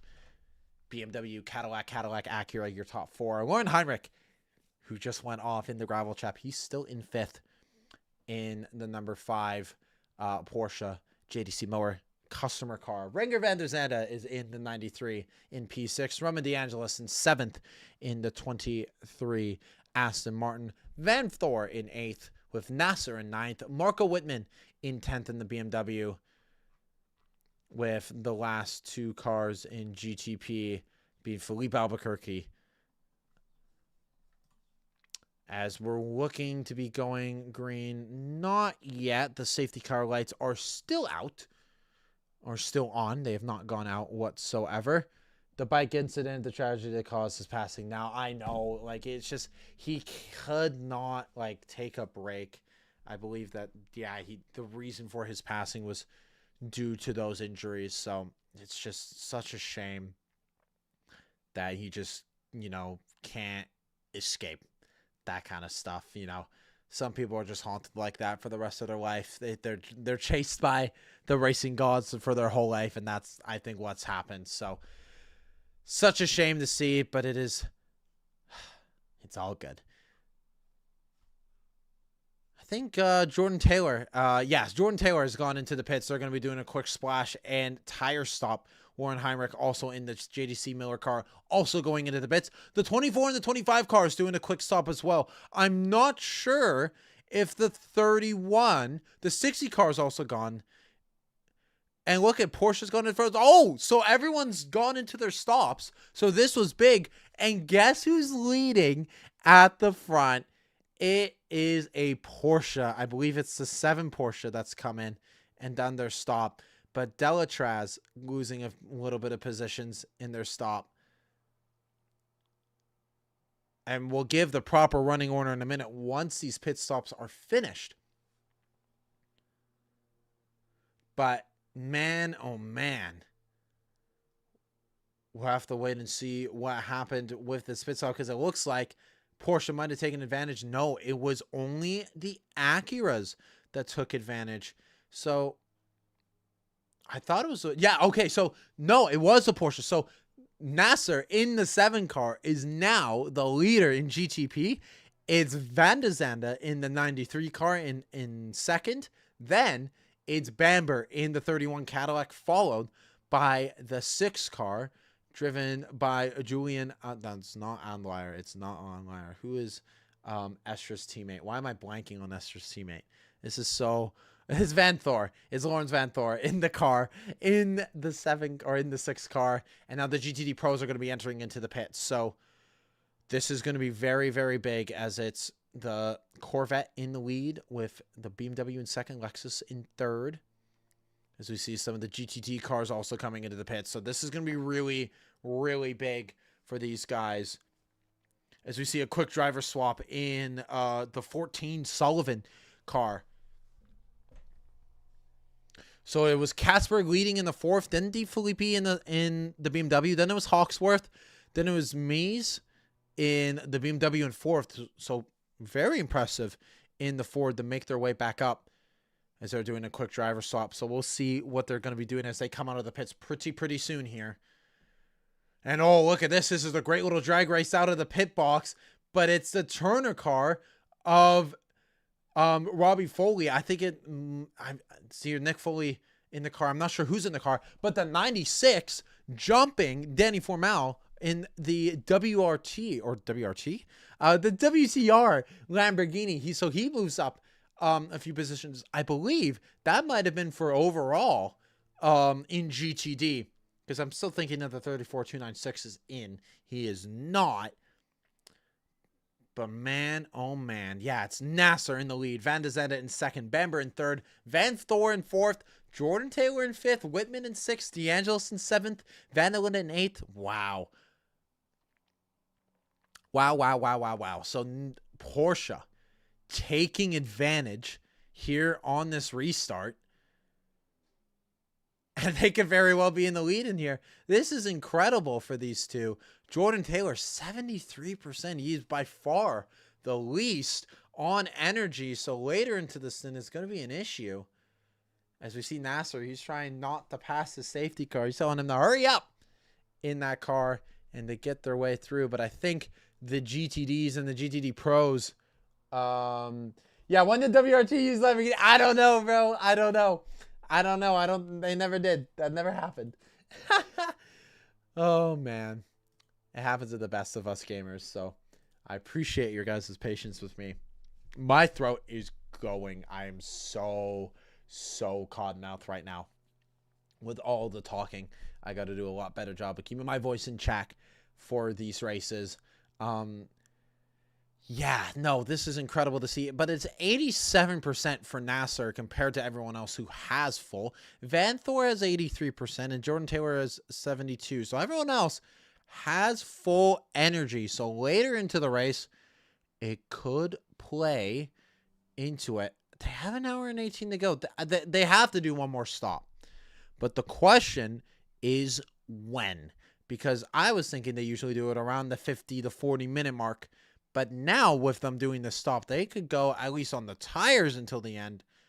Fuel, I don't know. So we'll have to see how the strategy will play out as I think we're going to be coming up on to this restart pretty soon here. And now in GTD Pro, it's Nick Tandy in the AO Porsche leading with Barnicoat and Lexus in second. Alexander Sims in third with Colleretti in the Temerario and P4. De Filippi in the BMW in fifth. And Dennis Olsen in the 64 Mustang in sixth. In GTD, it's Tom Gamble in the Aston Martin who's in front. And it's Nick Foley in the 96 Turner car in second. Hinman is now in the car in the 45 WTR Lamborghini. Almost called it a Cadillac. Ellis in the Mercedes in fourth in the 57 car. Schandorf in the Inception Racing 296 in fifth. And Tellitz in the Vassar Sullivan 12 car. So he's going to be coming through the back of the period as they're almost coming to a stop here at the top of the corkscrew. We got 60 laps completed. I believe the estimate for laps is between 115 and 130. So we are a little bit over halfway to go into this race. I think we'll be finishing around, yeah, I think we're going to be around that 120 to 125 mark. Last year it was 127 laps. The year before that was 119. So it can definitely flip between the 115 to 130 range. And the safety car lights are still not out yet on the safety car. Hopefully these guys will be going soon. Yeah, safety car lights still on. So hopefully they'll be coming here pretty soon. But oh, wow. The 7 car almost brake checking Van de Zande in the Acura, but not really doing all the stuff. You know, I'm really hoping. I also hope for a good result out of the Mustang camp. They deserve it. They need a good result from everything that's been happening. But as of right now, unless they can get a really good restart here and try to attack the Temerario and the BMW and the Corvette, I really don't see how the 64 can get that result. We'll have to wait and see. But I think it's a little bit optimistic, to say the least. I think we're going to be going green next time by. Not this lap, but the next lap. And when they do that, we'll have under an hour and 15 minutes remaining in this race, and it'll be a sprint to the end for our GTP, GTD Pro, and GTD categories. Thank you so much, by the way. We have 40 people in chat all here for this race. It has been an absolute banger of a race so far. Very clean up at the front and all through GTD Pro, apart from the lap 1 incident between the 60 car, as we actually are going to be going green flag this time. So they didn't turn the safety car lights off, but that's fine. And now it's going to be Nasser, Van de Zande, Bamber, Van Thor, Taylor, Whitman as they go around for the green flag, and it's a good start from Nasser as he takes the lead. He has a 9% energy deficiency, so that is going to be pretty. We'll see how that goes later into their stops, but the Porsche's leading out in front. I did not expect them to try to take advantage of a pit stop strategy and a yellow to take the lead in the race. The question, they know that track position is so important. And so because of that, they're going to try to hold on to this for dear life. But I don't know if they have the pace.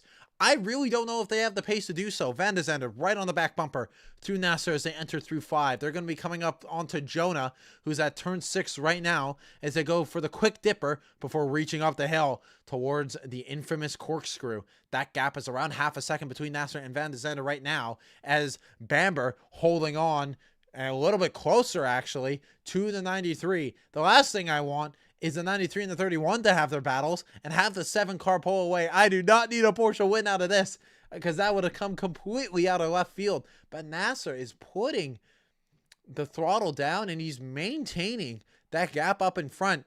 Jordan Taylor also there in P5. He's holding on. Van Thor is holding on to the back of Bamber. So this battle here from 2nd all the way down to 5th is looking pretty good here. But Nasser starting to pull away a little bit for now. But again, we got a long way to go in this race, and especially with that energy deficiency, we'll see how that plays. Look at this in the GTD Pro category. Up the inside goes Connor De Filippi on called already in the Temerario. He gets the move done and moves up into P4. The Temerario trying to go the long way around the outside through turn 3, but can't get the job done. Meanwhile, in the back, Olsen in 6th, holding on to Nicky Katzberg in the Corvette in 4th, as Nicky Katzberg trying to go around the outside of called already. And can he get the job? I think he's a lap down in the 4th car, but they're going to be wheel to wheel as they go up into P6. They're pretty much glued to each other as they go through 6. A little bit of contact as they go up the hill. The Temerario holding on for dear life from Katzberg, who I think is still down as he moves up the inside through the corkscrew. They're still banging wheels. This is the battle for P5 and 6, so there was an official sports ult as he pushes him wide, as he goes out wide through the exit of the corkscrew, through the rainy curves. The call already moves down not 1, not 2, not 3, but 4 positions down the grid, and he's going to get overtaken by some of the GTD cars. As now we see in the battle for GT, this is a great restart. And now wheel to wheel between Olsen and Katzberg. This is for P5, as Olsen is going to move up in to P5 and moves back up as the leading American car, or does he? Katzberg trying to fight it around the outside.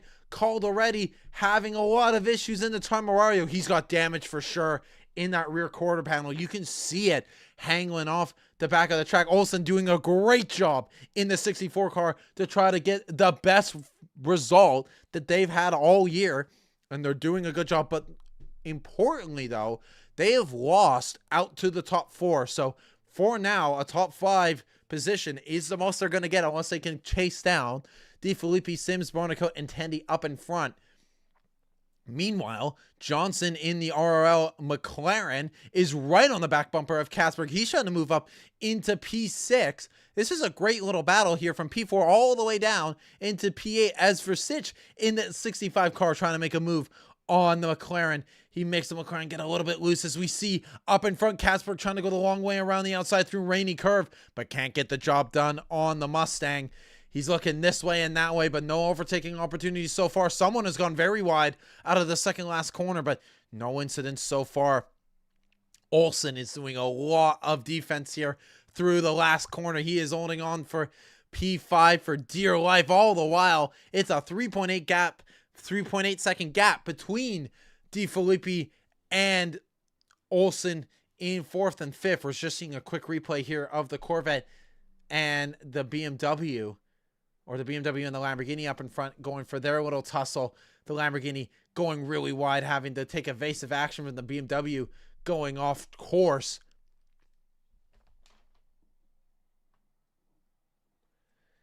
And I'm very happy we're getting this restart because of this one caution.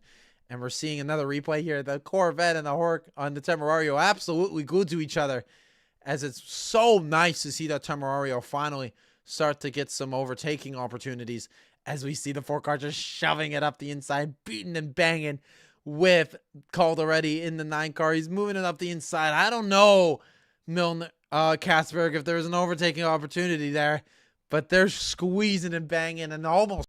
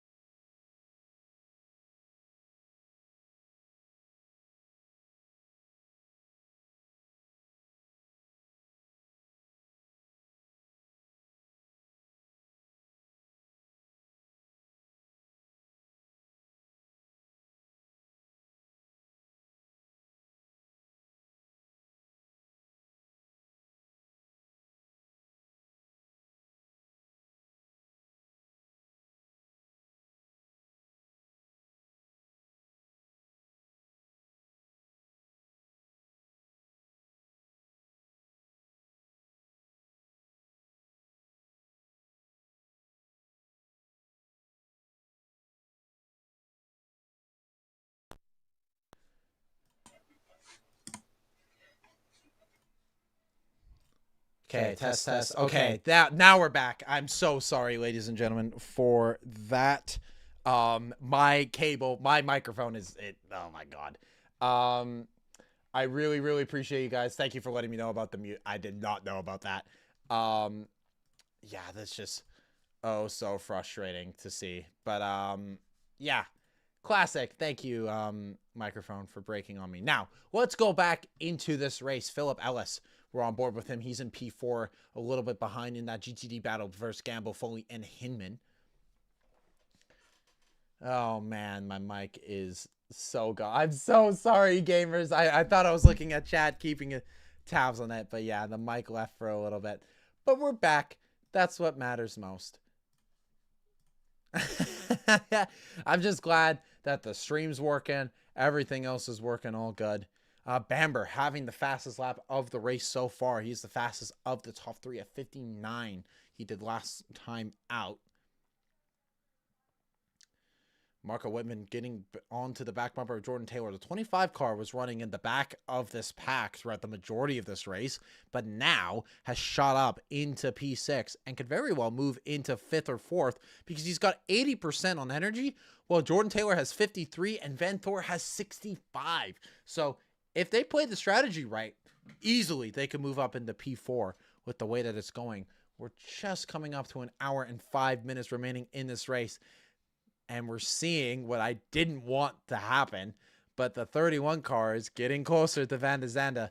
And Van de Zande is not going after Nasser up in front. And if these two start battling, Nasser's going to pull away. And I don't want a Porsche win here at Laguna. As much as we're going to see some really cool and awesome stuff here for this battle, it is looking oh so close and tentative in the top class. I can't hear. Why do I have no audio? I have no audio on my end. A little weird.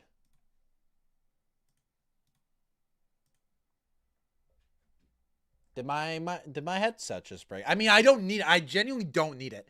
But, fun. I think my headset just kicked a curtain. That's great. So my mic went, my headphones going. What else is going to happen next? I don't know, ladies and gentlemen. We'll have to wait and see. Yeah, audio's back for you guys. I do know that for a fact. But yeah, the audio is a little no bueno. At least for my headphones, because I can't hear anything, which is insanely frustrating. I don't know why. I don't know how. But nothing is working. I love it. Yippee. Great. I genuinely, why? What? Okay. Cool. Like I for no reason, my audio is just completely like, what? Okay. Cool. Awesome. Phenomenal. Great. This is exactly what we need right now. Oh my god. Into the pits come one of the Mustangs. I'm not sure who that is. That's Frederick Versich. Vervich in the 65 car. I'd love to know what the issue was for him. But I have no audio. So I don't know. I'm going to try and troubleshoot this to the best of my ability. And oh, we're back. Okay, this wasn't an error on me. This was actually IMSA. IMSA's audio was just broken for the longest time. Okay, that wasn't me. Oh my god. Yeah, so IMSA's audio was just completely broken. It's now come back. Okay, there we go. PU, that was looking really close. Oh my god, Nick Yelly almost getting into a major accident with the Vassar Sullivan 12 car as the Wheeling Cadillac trying to make his way through the corkscrew. It is so difficult to pass these cars out on track. But man, oh man, it is looking super, super spicy. Big walk up from that car as they're trying to make their way through.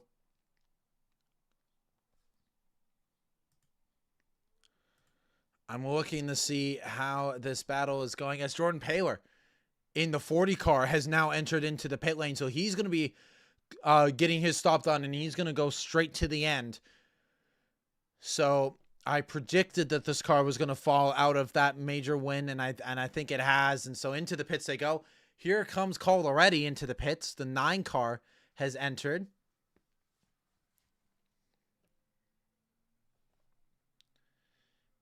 The sky blue car looking absolutely gorgeous. The Delatraz, Jordan Taylor in the 40 car now exiting onto track.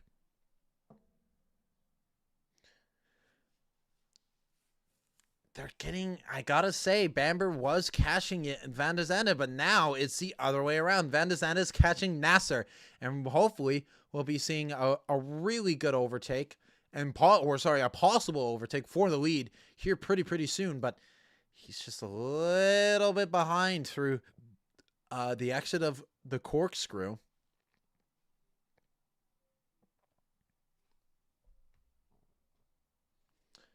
Hey, so this is just a watch party. We talk about the race as is actively going on. We have live data. We have the track map.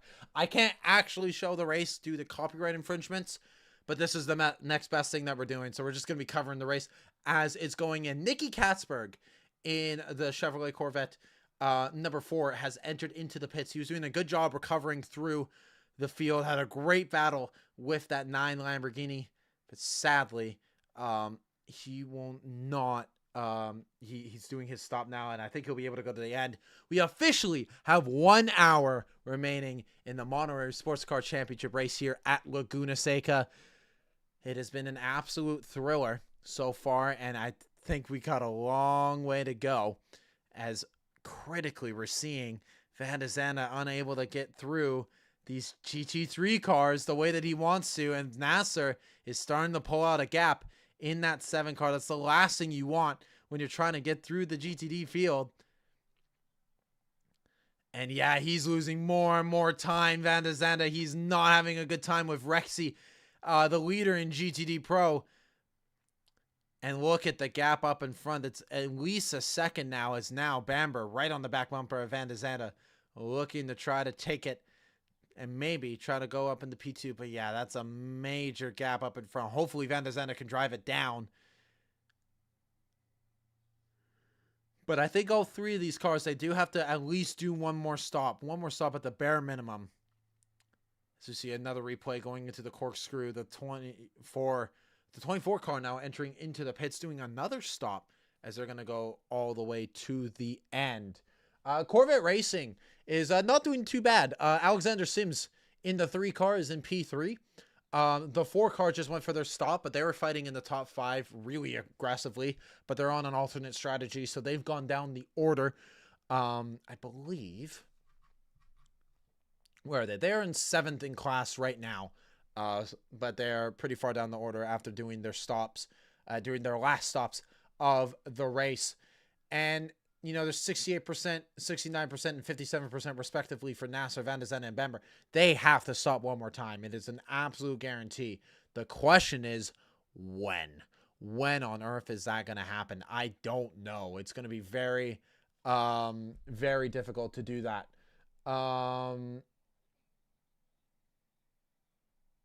The reason it's not on NBC Sports is because it's not on NBC Sports anymore. It's moved over to Peacock. And that's where the streaming is done. And so unless you either have Peacock or you have IMSA TV directly, you cannot watch it in the United States. It sucks. It really sucks for you guys. And that's why I like doing these watch parties, is because this is a way to help you guys be able to watch the race without having issues. The leader in GTD, Tom Gamble, going in for his stop. So he's getting that stop out of the way now. And they're going to try to go all the way to the end. These guys have around 70% battery, or 70% energy. And so with that in mind, the strategy is very alternating between the GTDs, because these guys could do a lot of very different stuff, but I think they got to do that stop now and try to lose as little time as physically possible.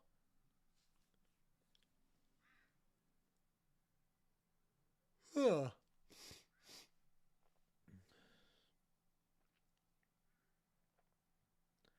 And the commentators just talking about Philip Ellis, you know, doing another early stop as well. He's in 9th in class, but Same with Tom Gamble in 27th.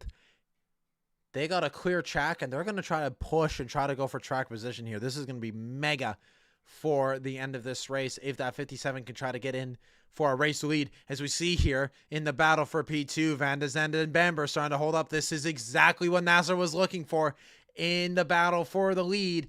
But in second, Van de Zande holding on to the Cadillac of Bamber. He's got to get by, and he's got to get by quick if he's in the Cadillac, because the way this is going, this is just going to give a Nasser win, and I don't like that. I thought this was going to be a battle for the Cadillac, but Cadillac is just finding another way to lose a race, as they're still having issues trying to get past the 93 of Van de Zande. We know how difficult Van de Zande is to pass, as Nick Foley in the 93 or 96 car, in GTD goes in and out of the pit lane.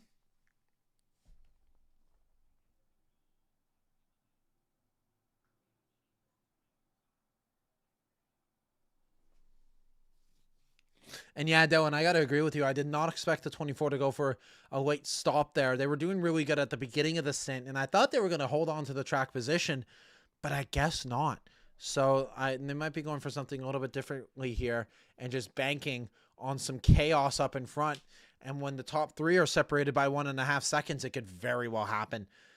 But Bamber just unable to capitalize on Van de Zande being slow there, and now they've caught up. Here comes Roman DeAngelis into the pits in the 23 car. He's going to be doing his final stop of the day as he fuels up all the way to 99%. Hopefully, we could see out of this a P6, a P5, or maybe a P4 for the Aston Martin, but right now, nothing for them as they got messed up by the safety car, went down the order.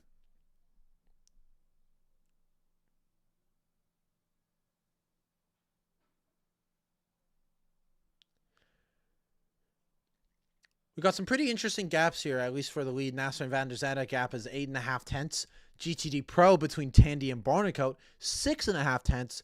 But Hinman and Strandorf in the 45 and the 70. I can't believe another 296 has found its way into the fight here. But here we are. The Inception car has done it. And now Bamber has gone into the pit lane. So this is mega for the top three. So the first car to react is Earl Bamber in the 31. He's going to be going in for his last stop. Nasser and Van der Zande still going to be going out on track. The question is, will they stop together or separate? That's the main one. I think Cadillac, oh man, this might be the right call here to go for it early, but I'm not 100% sure that Cadillac has been beaten by strategy, both by Porsche and Acura. They cannot afford to lose another one here. They're guaranteed to go for another 3. They're going to continue their podium streak that they've had for all so long. But out of track, out of the pit box they come. And did they fill the tank? They did. Oh, they didn't fill it fully. They left it at 92 because they know they can go all not fully to the end on the full stop, but they'll be okay. The question now, as they exit the corkscrew, what is going to happen with Nasser and Van der Zande? Will they enter the pits now? Van der Zande losing some time to the 96 of Foley. He doesn't enter the pits. So Nasser and Van der Zande, they're going to go for an extra lap here. Interesting strategy from the Cadillacs here. How long will Nasser and Van der Zande go? Because they could keep going for a long time here at least. So, man, this is going to be really, really close here for these guys. They were able to go an hour on their first stint, so they know how long they can go. But man, oh man, if it comes down to strategy and Cadillac winning this on strategy, I'll be very, very pleased. Here's our front runners, Nasser and Van der Zande, gap now 1.1 seconds. This is the first time we've seen the gap over a second so far since the restart. Van Thor also within striking distance, gap 2.2 between Nasser and Van Thor, first and third. But these three, they got to do something here. They got to react to the 31 and going into the pits, or maybe they just ignore it. You never know. If you see some ignorance happening there, I wouldn't be surprised, because especially with what the strategy might be playing out for Nasser and Van der Zande, they just don't have to worry about it. Maybe Cadillac just completely messed themselves up. We don't know. We'll have to see. As again, another car in the way for Van der Zande through the second to last corner. Is the Porsche entering the pits? No, they're still going. So I'm really not sure what on earth is going to happen to that 31 car with the strategy.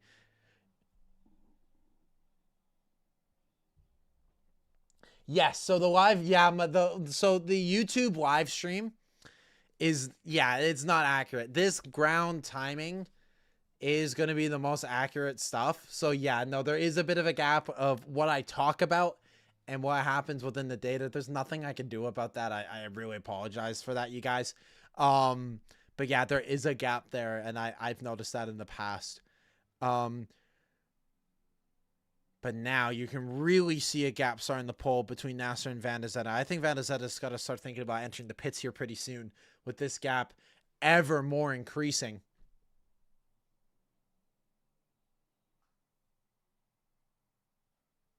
Well, the problem is that I can't pause the YouTube stream because the YouTube stream's behind the live timing scoring, and I can't pause the live timing scoring. So there's no way to really sync it up. As the Inception car, the 70 car, doing their final stop as Schrandendorf exits the pits, the Porsches are still they're still going. Why did the Cadillacs go so early? I really don't understand this. Porsche might have just won this purely based off of strategy, and I'm going to be blown away here because I was not expecting anything out of the Porsches here in this race, but wow.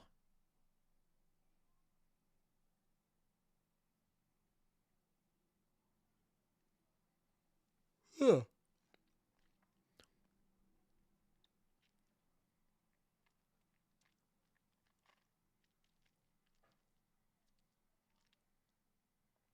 So now we're looking at it, 43% for Nasser, 54 for Van der Zande. No one in the top 6 is pit. So Bamber is really hoping that Nasser and Van der Zande are not going to have the issues with the tires that they're expecting. But the thing is that they have to pit for energy regardless. They can't go to the end on 50% with 50 minutes remaining in this race. They can't. So the question is, what is the strategy going to be here? I really am surprised by everything that we've been seeing so far from these guys. Wow, a big moment there for Nasser as he had to take some evasive action with the 19 Aston Martin, which, by the way, despite having the issue, he's in P4. So great recovery drive from the 19 Aston Martin to get back up into there. Granted, he hasn't done his last few stops. Gamble, Schrandendorf, and Ward, the Windward car, all those guys, they've done their stops. But the top 4, I don't believe they have.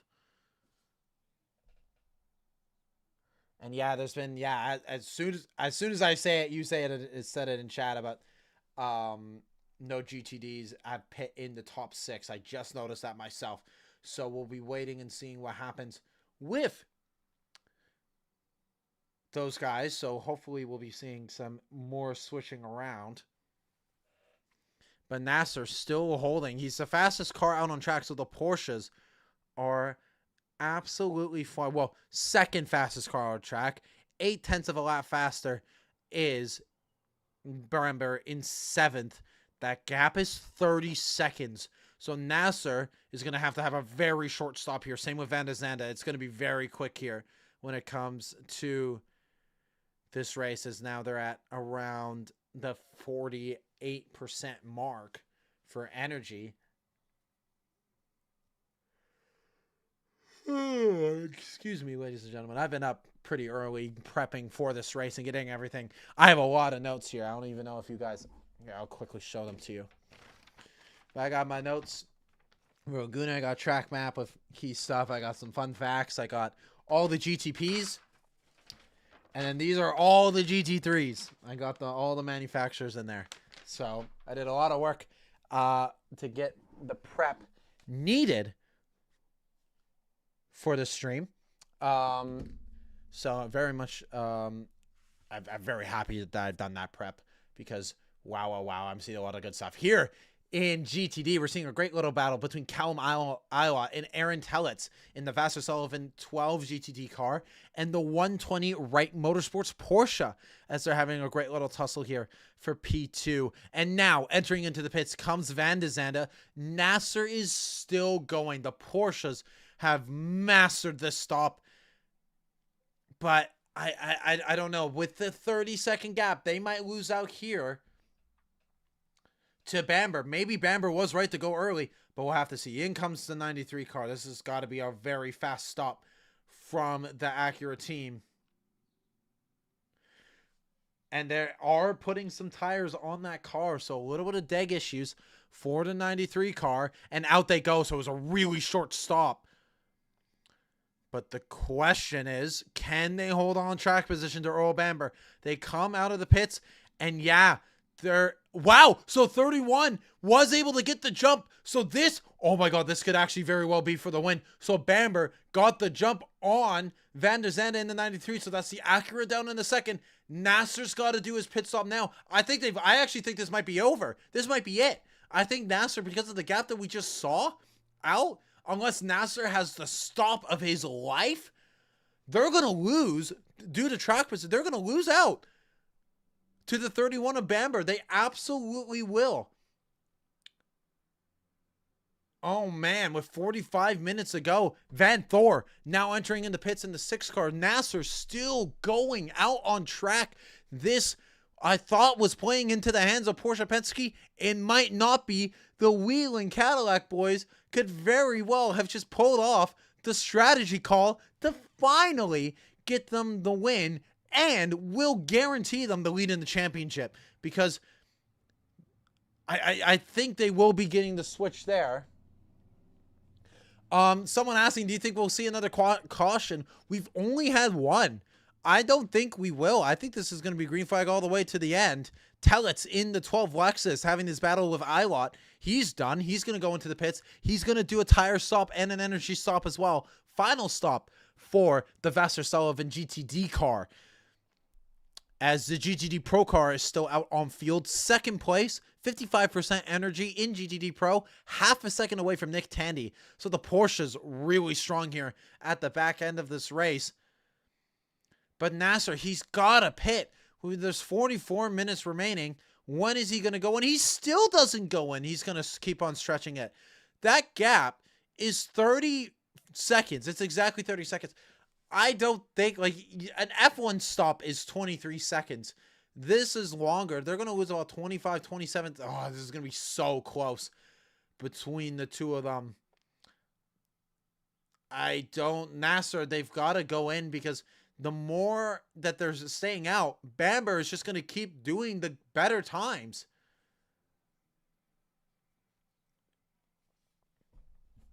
So I'm really not sure here, ladies and gentlemen, what we're going to see, at least strategy wise, because man, yeah, I think the 38 car just might get it here because of it. But Widman in second in the 25 car, 4.5 seconds down in second. They still need to pit. Same with Warren Heinrich in third. So a bunch of guys still needing to pit.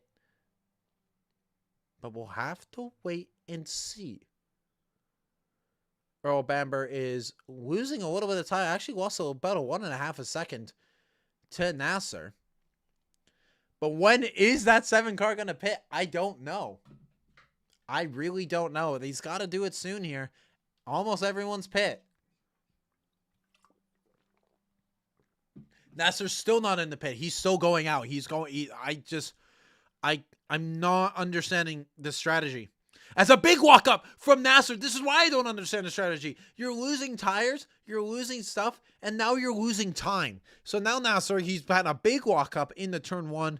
That's not going to be good for his tires. We're going to see a quick replay of that. But I just don't think this is the right call for the 7 car to be going out. He's losing more and more time. They got to go in. I think this is going to be one for the 38 car. It is not looking good here for the 7 Porsche. They're trying to force it on strategy, but I don't think it's going to work. I don't think it's going to work whatsoever. But Bamber's still losing time. 32 seconds now. So I don't know. It's going to be really close when it comes out because there's 30 seconds between Heinrich and, oh yeah, well the gap between Bamber and Van der Zandt is 10 seconds. So even if Nasser is putting down the pace, I don't know if we're going to see Nasser. By the way, Nasser's still going. He's the only car of the big five, and he's so much slower to anyone else. He's doing 18.4s. Bamber's doing 17.5s. He's a second lap slower than anyone else on track right now. So he's really, really struggling. Whitman did a 16.5 last lap out, and now the leader in GTD, Hinman, in the 45 WTR Cadillac, Lamborghini in GTD, coming in for his final stop with 40 minutes remaining. So we're just coming up to the 2-hour mark into this race. And they're going to do a quick fuel, no pit stop. They are doing a pit stop.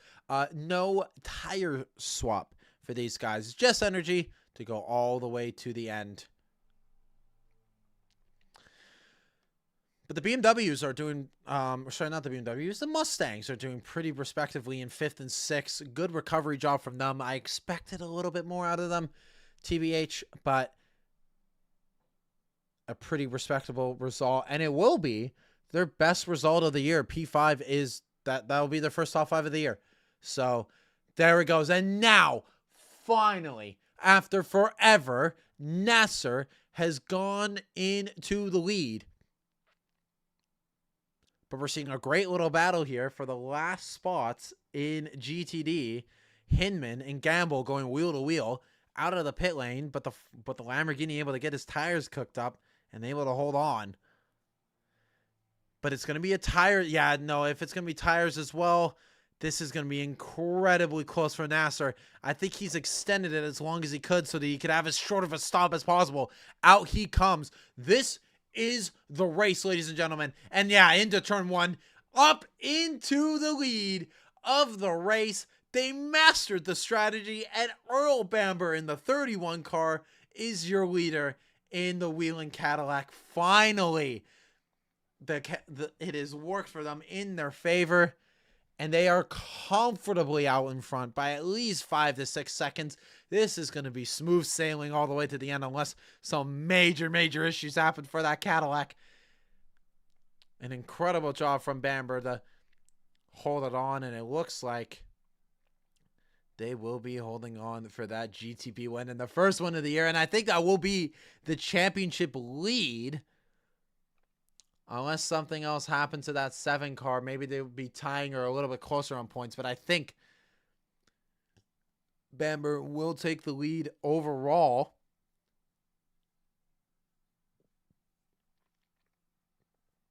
So, man, oh man. So Whitman and Heinrich, they still have to stop. I think Blomqvist has to stop as well. If Blomqvist doesn't have to stop, we got a problem here. As we're seeing a little bit of a battle for the lead here. It's not really a battle for the lead, but let's just imagine it is. One Heinrich and Whitman. This is Long Beach Part 2, as these two got into it in different cars. Please don't cause a caution, you guys. That is the last thing that we need. But we're seeing a great little battle here. This is technically for the lead of the race, but with these guys, excuse me, going for position, they'll be coming out around 7th or 8th when they finally come out. But I'm really curious to see. Oh, wow, no, they're actually both going to be going into the pits. Heinrich almost crashed into Whitman on the inside there as the two leaders in GTP enter into the pits, and they'll be doing their final stops with 37 minutes remaining. That puts Blomqvist into the lead. But again, how long can Blomqvist hold on to it? He's got a 32-second gap. He will lose out to Bamber, but he might fall right into that battle with Van der Zandt and Nasser. We'll have to wait and see. But Blomqvist, now our leader in GTP. 36 minutes remaining in this race. Man, oh man, it is looking really, really good for that 31 car. Out come the 25 and the 5. They're going to be going for their battle. They've just been lapped or not laps, sorry, by Bamber. They just got overtaken by Bamber as Bamber now moves up into second place. 21-second gap between Blomqvist and Bamber. If Blomqvist needs to pit, he definitely is going to be losing that spot and will be going down the order. And going to be going out of the top 5 as well, unless he might finish in 6. We'll have to see. So we'll have to see what's going on with Blomqvist for now.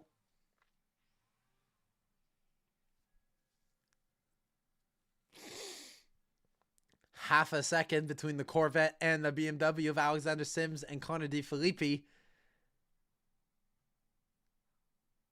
Hopefully we'll be seeing a little bit of that battle too soon. It's looking pretty good.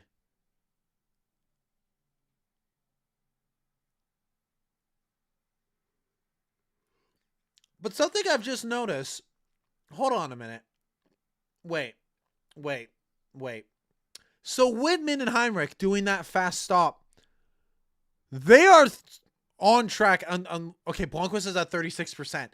With 35 minutes to go, I don't know. I don't know if he's going to be able to hold on to that. But Heinrich and Whitman, no way they're fighting for second and third. The JDC Miller car going for a top 3? Are you kidding me? I did not expect anything out of that car. They've been nowhere all weekend. And now it looks like they could be going for their best result of the year. Their best result was a P6 at Sebring. As we're now finally seeing the GTD Pro battle we've been waiting all day long. Alexander Sims and Connor DeFilippi going wheel to wheel through 3 and 4. As one car going really wide on the exit. I think that was the Lexus up in front. As we're seeing a good old battle between the BMW and the Corvette. We love this battle all the time here. And it looks like it's going to continue here in GTD Pro. Blomqvist, 35 laps since he last did his pit. Long time, very long time. So we'll have to wait and see what happens. But I'm so impressed with Whitman and Heinrich for almost flat out stealing a second and a third here. So an incredible job for these guys holding on. But how can they hold on here? I'm not really sure. It's been incredible to see that JDC Milcar, and I thought they were having a nice little battle, and I didn't think it mattered. But no, that's for the podium spots. That's for second and third until Blomqvist has to pit. But that's the question. When is Blomqvist going to pit? Because the longer he waits, the longer that pit stop's going to be, and the more time he's going to lose because he's not going to finish in the top 5. There's no way. Even with half an hour to go, that 33% is too little. If it was at 40%, maybe. But I think they're just going to be losing a little bit to time.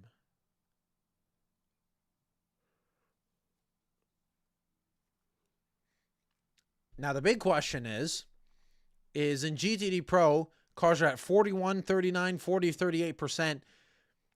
The commentators in IMSA are starting to wonder if they can make it to the end. And that is a great question for these guys because the best is 54% for these guys. So I hope they can make it over to the end.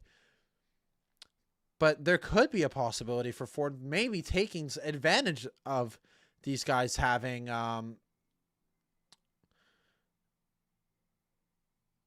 Yeah, they pitted very early, both the 65 and the 4. It could work out for them if something happens. But if a full course yellow comes out, then they're going to have no luck in this result. As Olsen now entering into the pits, the 64 car, the first one to take action. So I do believe that these GTD pros, they might have to go in for another stop. We'll have to wait and see. This could be a dream come true for the 65 Ford Mustang, but we'll have to wait and see. Meanwhile, up in front, we see Sims and Barnico having a bit of a battle. Alexander Sims has gone a little bit away from DeFilippi to the point where he's now going after the Lexus for P2. All the while, Nick Tandy's up in front, very comfortable, leading by around 1.5 seconds to the Lexus in second. And this is exactly what Tandy needs with these two battling all the way back behind. we are coming up now to the half an hour mark remaining in this race, and it is all a play for in GTD Pro and GTD. I think GTP is sorted with Bamber absolutely comfortable up in front, getting the strategy right.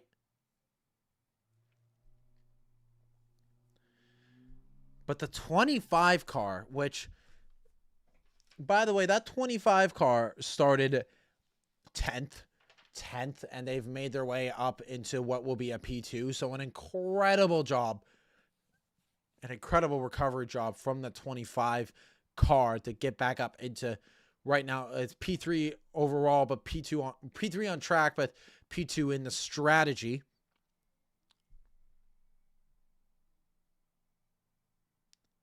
DeFilippi a little bit closer to the back end of Alexander Sims going into turn 1, but there's no overtake there just yet. Top 4 still within striking distance of each other, but it's really just Lexus, Corvette, and BMW for 2nd, 3rd, and 4th. This is exactly what Nick Tandy needs up in front. That gap of 1.2 seconds looking oh so comfortable up there. Callum Ilott has a 15-second gap up in GTD. He is not pit yet. I don't know when that pit's going to happen. But when it does, it could be very, very good for him. Or if it doesn't happen, and if he's able to make it all the way the same way that the others can make their way to the end, then wow, what a steal from Wright in the GTD 992. But I do believe that there isn't really a way to do it. But yeah, they're crunching the numbers in GTD Pro and GTD to see if they can make it to the end on this strategy, or will they need another stop? As we're officially under half an hour remaining in this race. Oh, the 6 car going a little bit off of track.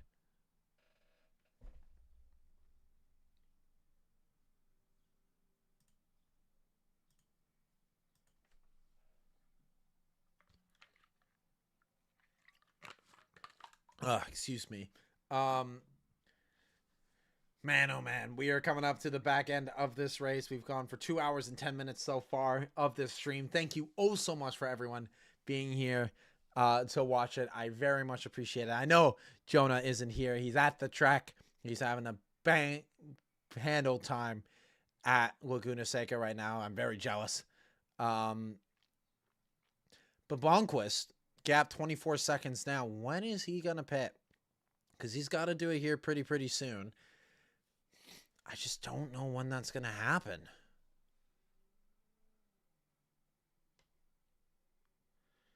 Lexus still a little bit ahead of Alexander Sims and DeFilippi, but Blomqvist, they're looking at him, and they're looking at him for good reason, because we really don't know what's going on with the 60 car and what they can do with the strategy. When are they going to come in? Because there's no way that car can make it to the end. Whenever they go for that stop is going to be when this race is decided. The gap between Bamber and Whitman, 3 seconds right now out on track. Not the biggest gap in the world. Last time out, they're running 118s and 119s. So Bamber 1.1 seconds a lap faster than Whitman last time out. So any chance of a battle between first and second doesn't look to be likely. However, yeah, they're at 29%. They've done 2 stops. Blomqvist has to pit. So they will be losing out on that win, sadly. But Heinrich and Whitman, they're still having their battle for P3, and I think they're able to go all the way to the end as well. Incredible job for them to be able to have this battle. I can't believe that JDC Miller is actually fighting for a top 3 at an IMSA race. I'm not dreaming right now. This is incredible. I want to see last year.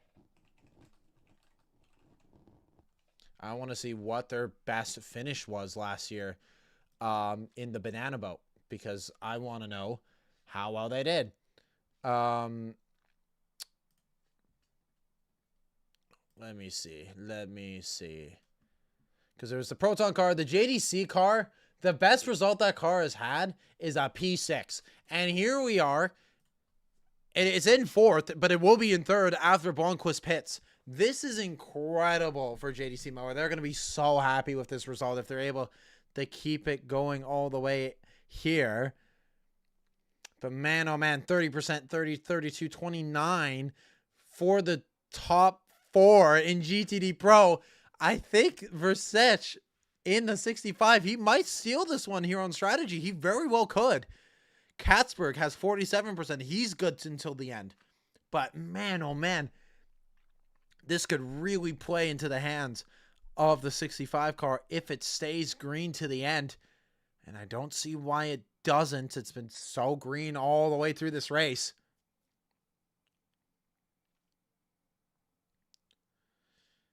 But man, oh man, we're going to have to wait and see as Blomqvist is starting to do a little bit of saving. But I just can't believe, I'm so shocked by how well they're doing. They've outperformed the Penske guys. I can't believe it. Cannot believe it. 25% for Iwat and Andrews in GTD. So these guys will be going to have to pit. So there will be one round of pit stops before we get into the end of this race.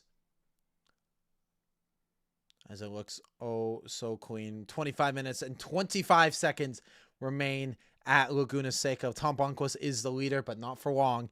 Bamber in second, Whitman in third, Heinrich in third, Van der Zandt in fourth, Nasser in fifth. That's the provisional top 5 before Blomqvist goes into the pit lane. Nick Tandy up in front, still comfortably leading the Lexus of Barnecoat in the Vassar Sullivan Lexus in second, with Sims, Alexander Sims in third, in the 3 car in third, the 1 car is in fourth. But yeah, I'm really curious to see how they're going to do on energy. 29% with 24 minutes remaining. Can they make it? This is so good. This is going to be so close for the GTD pros.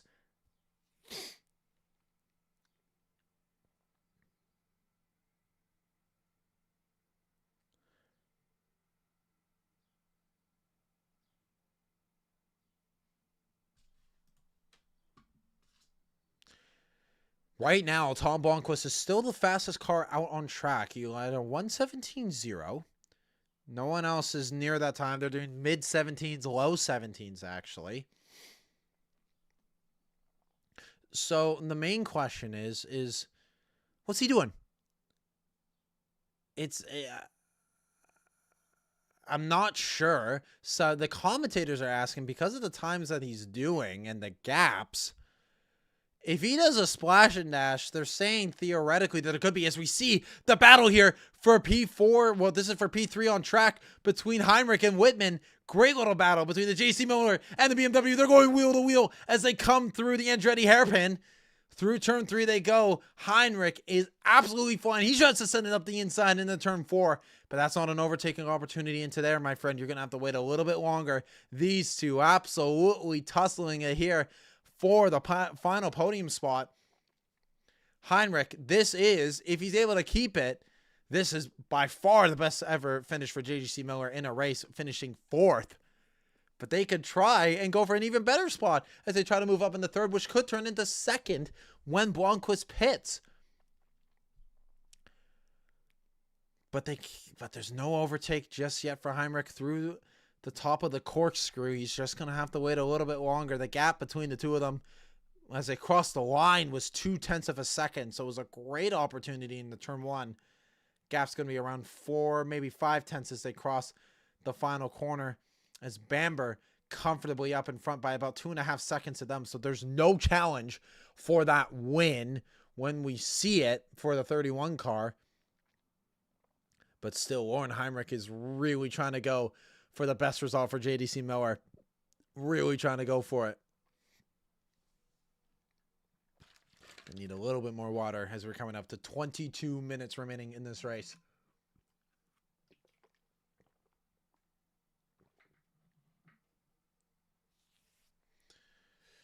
Wow, 2 laps. In the last 2 laps, Walker Whitman has lost a considerable amount of time to the leader.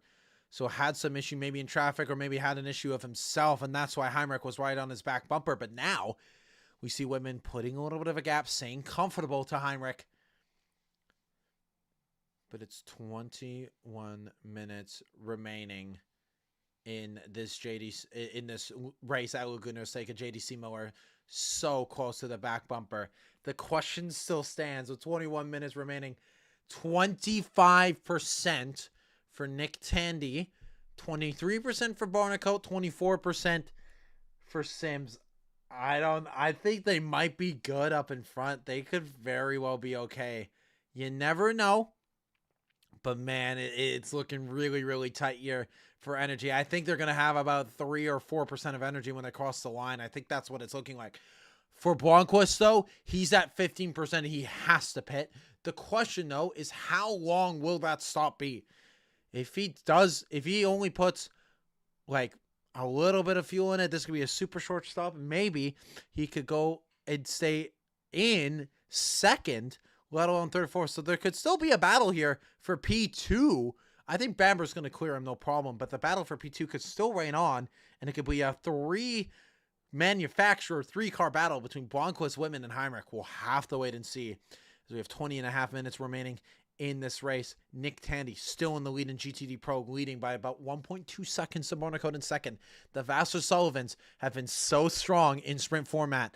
The Lexus in GTD in the 12 car won at Long Beach, as we see, wow, Alexander Sims right on the back bumper of Barnicoat. So it's really close here between the top two. Nick Tandy absolutely pulling away from the top two. So this is looking like our true battle for second here between the Lexus and the Corvette. Where is the BMW, though? Because I imagine that he's probably stuck right to the back bumper of that 3 car. And yeah, I don't think so. Yeah, no, he could be pretty close here. We're stuck on board with the 3 car, so I can't answer that for you. But he's getting really close to the Lexus. Actually gets a really good exit out of the final corner. This could be for P2. Barnicoat's going to push him all the way over to the left side. Can't get the overtake done. The BMW is right there. As will there be an overtake as he sends it up the inside in the turn 1. Is there going to be a little bit of a move? He's going to shove the Lexus out of the way and get the move. He's going to use a bit of a NASCAR move to move that Lexus out of the way and gets the job done. Moving up in the P2. Great overtake from Alexander Sims. Now, let's see if Connor DeFilippi can go after Barnicoat and maybe move up into P3. I think they will be okay when it comes to energy, though. I think they're going to have about a lap and a half, or maybe half a lap or a lap remaining of energy when they come across the line. But DeFilippi are all over the back bumper of this Lexus as they make it up to the Orts of Corkscrew. He moves all the way over to the left side of the track towards turn 6. He's going to try and maybe send it up into the corkscrew, DeFilippi. This is mega for the final podium spot in GTD Pro. Will he send it up into the corkscrew? No, he's going to be a little more patient, waiting for that overtake. All the while, Alexander Sims is moving up the order. He's going to move into second and move away from that Lexus, as we see on board in a replay of this overtake. It's a little bit of a move. I don't know if they'll see. Yeah, it's a bit of a bump and run, as the commentator said. It's a fair bump and run. It wasn't a crazy push out of the way, but maybe they might try to review that one and see if there's a penalty. But all for now, Sims in second, Barnicoat in third, DeFilippi in fourth. Callum Ilott in GTD is still leading. He's got a 19-second gap to Andrews in second in the 19 Aston Martin, who, by the way, can't believe that car is in the place that it is, despite having the issues within the first few laps, having to replace the whole back panel of the car. They're back out on the track, and they're in second overall. But look at the percentages, 14 and 12%. I'm not sure if they're going to be able to make it to the end. 14 to 12% is questionable. 19 to 18, I think, is a little bit more likely. As we see the 45 car of Hinman trying to get past the 59 Rahal car. He's trying to get by so he could go up against the Aston Martin, but that McLaren not making it easy.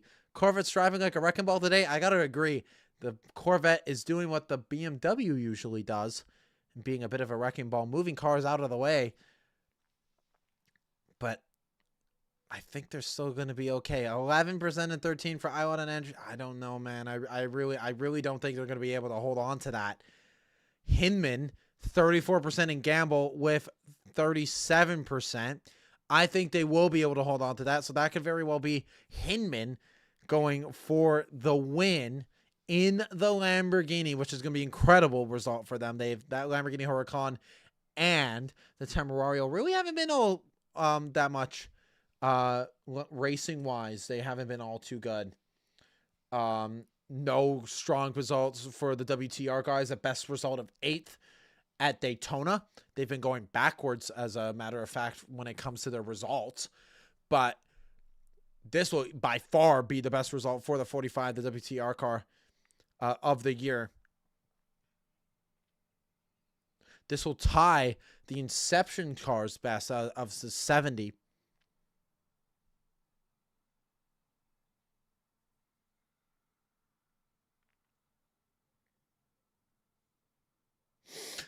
Oh, look at Barnicoat and DeFilippi now. They're at 14 and 13%, so they're using a lot more in this battle here for P3.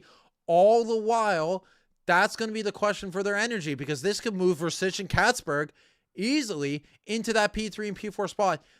16% for Tandy. And look at, there goes Blomqvist in from the lead with 6% remaining.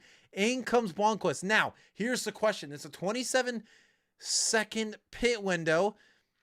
The 31 Cadillac is in the corkscrew. He's got to have the shortest stop of his life. This is going to be so close coming out of the box. I'm not sure he's going to be able to get this, though. I think when they come out, it's going to be about a second, maybe 2-second gap, but Bamber has traffic. He's going to get up the inside of one car. He can't get up the second of that car. Out comes Blomqvist. This is going to be so close coming towards turn 1. Out of the final quarter comes Bamber. I think Bamber's going to get this, though. Yeah, he does. Passes Blomqvist and into the lead with 14 minutes remaining. Earl Bamber takes the lead. But the question is, can Blomqvist hold on to P2? I don't think he will. No, he's not going to be able to hold on to P2, but is he able to hold on to Heinrich? No, he can't. Heinrich moves up the inside, and so that's Whitman into second. Heinrich in the JDC Miller car up into P3. Oh my goodness gracious. Now, here's the question with GTD Pro for energy.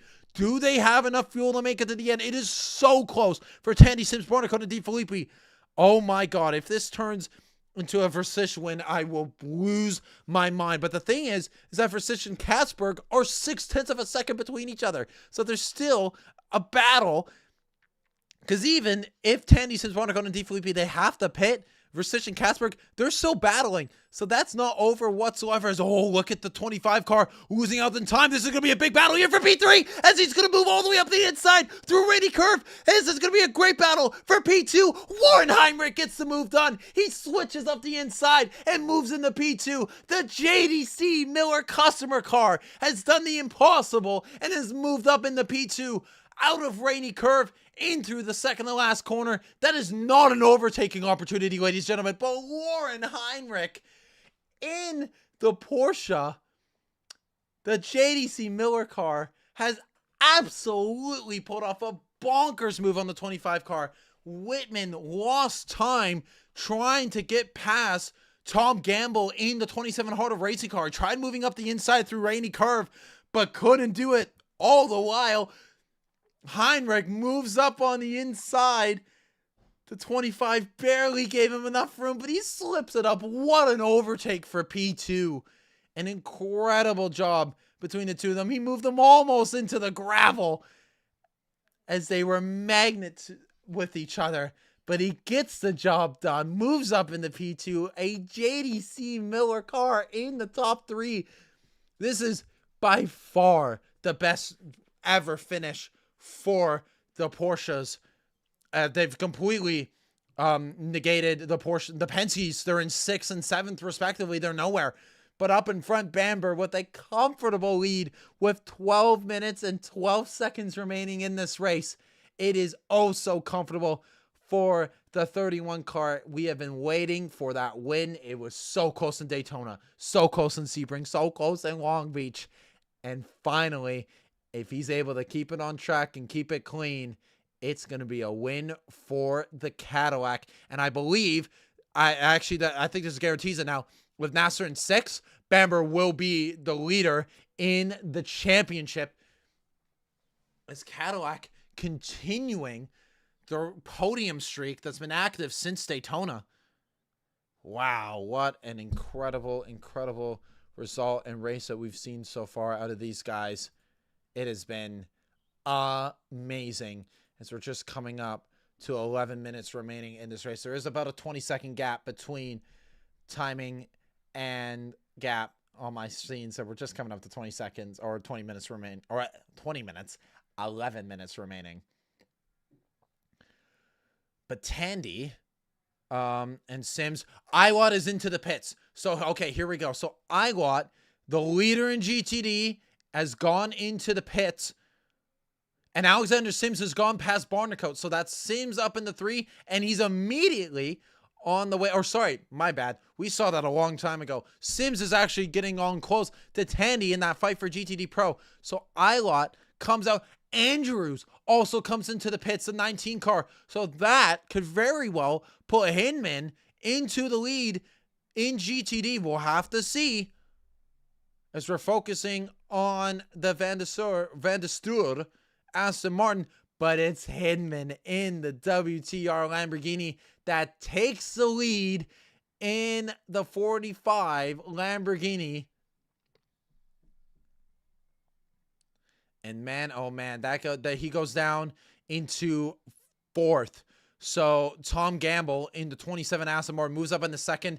Schrandorf in the 70 Inception car. That's going to be their best result of the year if they're able to keep on to that P3. It was a P4 in Long Beach, a P3 here in Laguna if they're able to keep it. 10 minutes remaining in this race. They're so close. I know that the top 4 in GTP are so close on energy, but I think they're going to be okay to the end here. I think they're going to have around 10% by the time they come in, so that won't be a problem. But the GTD Pros, oh, sorry, I thought you said GTPs. My apologies. Yes, the GTD Pros, the top 4, are so low on energy. I know. I've been watching this the whole time, and I've been wishing that we could see the energy out on track, but they're not showing it. What they are showing is a battle between Nick Foley and Ryan Ellis for P5 between the Mercedes and the BMW. The Mercedes looking to hold on to a top 5. This will be a very good top 5 and will help in their GTD hunt for the championship. As we see the battle for 6th place between the 7 Porsche and the 6 Porsche. As the 7 Porsches in 6th and the 6 Porsches in 7th. I love my tongue twisters. They're great. Hopefully the Porsches don't take each other out here in this fight. Roman DeAngelis in P8. So really, really unlucky for the Aston Martin running so well up in the front with the 24 BMW. He actually got past the 24 BMW and moved up into P8. So really sucks to see that nothing came out for that Aston Martin. We were looking to hopefully get maybe the first top 5 or maybe a good result for them. But sadly, another P8 in the marks for the Aston Martin. 18% for Bamber and Heinrich remaining, 20% for Whitman. They're going to be able to go all the way to the end. But the question, though, is the GTD still... Oh, here we go. So they will be entering the pits. So D. Filippi has entered the pits. He's the first one to drop. Tandy has 6%, Sims 4%, Barnicoat 3%. Versich, Vervich, and Katzberg, they've moved up 16 and 9% respectively. This could be a Ford GTD Pro win with 7.5 minutes. Here comes the D. Filippi out. Oh, this is horrible for the GTD Pros. I can't believe it. But they will have to pit. And they're going to have to pit this lap. Both of them are going to have to. At least Sims definitely has to pit this lap. That's undeniable. Same with Barnicoat. Tandy might be able to extend it for another lap. But I think that might be the wrong thing. They have to pit. This is going to put the 65 Mustang immediately into the lead. So, oh my goodness. Oh, wow. A Ford Mustang shock GTD Pro win based off of strategy? Are you kidding me? This is going to be incredible. Here they come. Tandy and Sims into the pits. This is going to be Vervich into the lead. 100%. This is totally going to put the 65 Mustang in. So Tandy, Sims, Barnicoat, all 3 into the pits. And oh my God, it's going to be an All-American 1-2 between the Ford and the Cadillac. Here comes a quick splash between the 77 of Rexy and the 3 Corvette. Out goes Heinrich. Wow, he's really fast. I called him Heinrich. He was Heinrich last year, but not anymore. Out goes Tandy and Sims, but critically, I think the 65 and the 4 have gone by with 6.5 minutes remaining. It's been a shocker through strategy, but Frederick versus Fitch and the 65 car has taken the lead here at Laguna Seca. Oh my God. Based off of strategy, Ford is going to shock themselves into a win unless Nicky Katzberg, who's within a second, and oh my God, there's no way. Heinrich, 1.3 seconds away from Earl Bamber. We have under 6 minutes remaining, and Heinrich has been gaining on Earl Bamber. You're not telling me a customer car in 2026 could possibly be going for a win, right? This is unreal. The last few seconds, he's been gaining at an incredible rate, Heinrich. He is flying in that JDC Miller car. Where on earth has this Mustang sampling car found the pace to be right on the back bumper of the 31? We got 5.5 minutes race. 5.5 minutes left here at Laguna. There's a little bit of traffic up in front. Will Heinrich trying to move it up in the P5? He switches up the inside, but there's no move there just yet for Heinrich. 31 car, you're so close to a win. Please hold on to it for dear life. I do not need a repeat of last year. This is a Cadillac versus Porsche battle. I did not expect the Porsche to be in it, and I didn't expect a JDC Miller car to be the one to try to go for the win, as Heinrich is hounding the back of Bamber right now. This is mega. We know Heinrich has better fuel and better tires because he stopped a little bit late. He tries to send it up the inside, but there is no move there. He's got to wait, though. He's got to be patient. 4.5 minutes remaining in this race. The lap times are around 1 minute 15, so do the math. There's less than 3 laps to go here at Laguna Seca. Heinrich looking this way and that way, but there's no overtaking opportunity. He's going to look the long way around the outside into turn 2. But there's no overtake there just yet. Versich and Katzberg, a second between the two of them, but it looks like the 65 car might be able to hold on as he's looking this way and that way. Bamber is really struggling between the two of them. Heinrich is trying to be the first customer car to win ever in GTP. It's never happened in the 3 years that we've been racing in IMSA. No customer car has come this close to winning, and we might be seeing it with 3.5 minutes remaining. This is the closest opportunity to that we've seen all era long. And Heinrich, through the bus stop we go, or the corkscrew we go. He's so close to the back bumper of that 31 car. Bamber is trying his to hold on and to get that first win. This is going to be a first win for someone this year. Not for Heinrich. He's won in the 6 car, but not in the 5 car. He's going to be going for his second win of the year, but in a completely different car. I cannot believe that we're getting an insane race like this in the end. Katzberg is within 0.6 of Versich, so the GTD Pro battle is also not done whatsoever. This is oh so close for the last few spots here in both GTP and GTD Pro. 3 minutes remaining as there goes Heinrich sending it up the inside, but there's no move yet into turn 3. He's so close to getting that move done on Bamber. He just has to pick his spots and wait for the moment to come to him. He's got the 16 Riley Mustang in front of him that's going to slow down the 31, but there's going to be no overtaking opportunity there. A little bit of a gap's going to form as Heinrich can't get past the 16 car as fast as he wants to, but he's able to do so.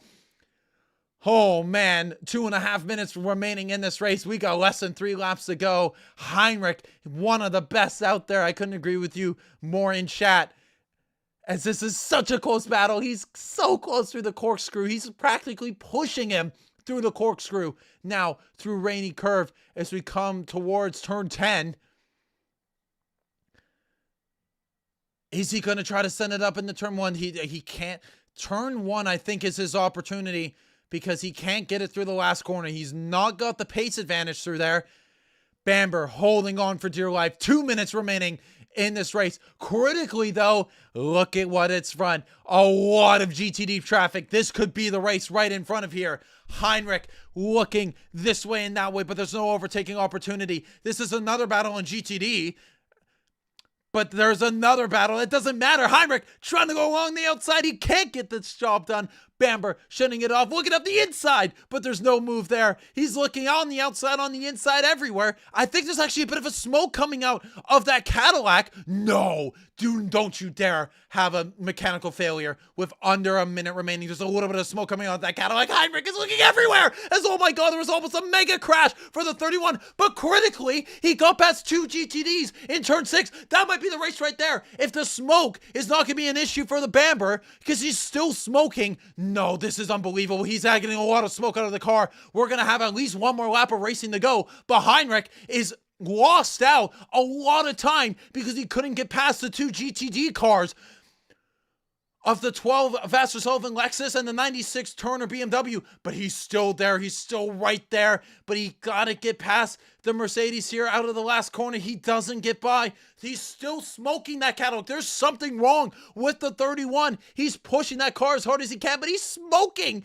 as he's coming in. This is officially the last lap of the race. Heinrich into turn 1. Can he find a mover on the outside? No, there's nothing into the Andretti curves. Can he find something into turn 2? He's been looking up the inside there. He's going to go the long way around the outside through turn 3, but there's no overtake there. He's still by the rear quarter panel. He's going to try to force it around the outside. He's almost onto the grass. He's going to force it through 4. He can't do it, though, as he's going to be forced out, but he's going to switch it up the inside. There's going to be wheel to wheel as they go through turn 5, and he gets the job done. Heinrich into turn 5, gets the overtake done, and Lauren Heinrich in a JDC Miller customer car has gotten the lead. Bamber tries to go back up on the inside through turn 6, doesn't get the job done. He's still smoking. The 31 has been so close all year long to getting that job done, but I don't think they're gonna get it done.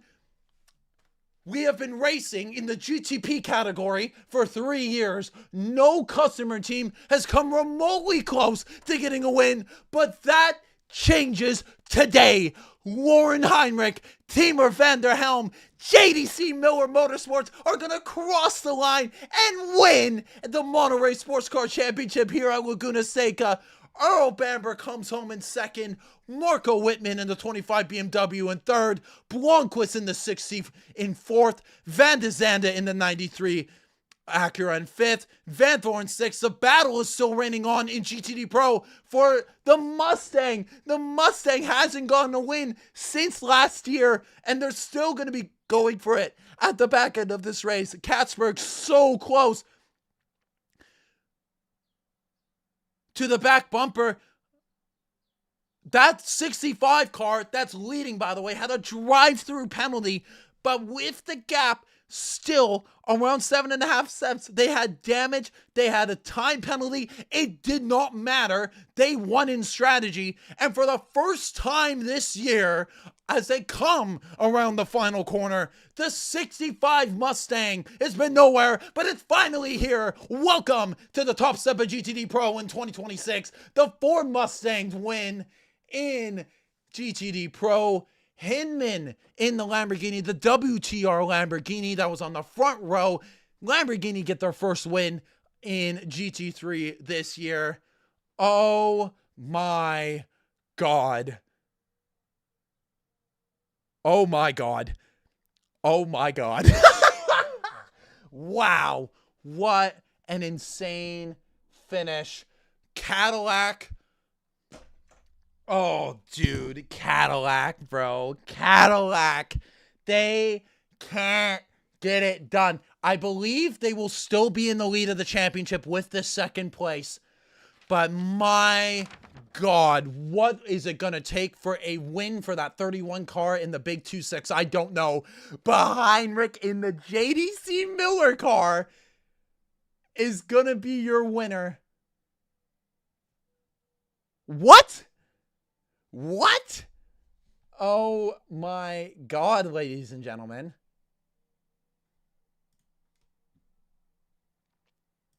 I think that is JDC Miller Motorsports' first win I think since DPI. I think they won in DPI.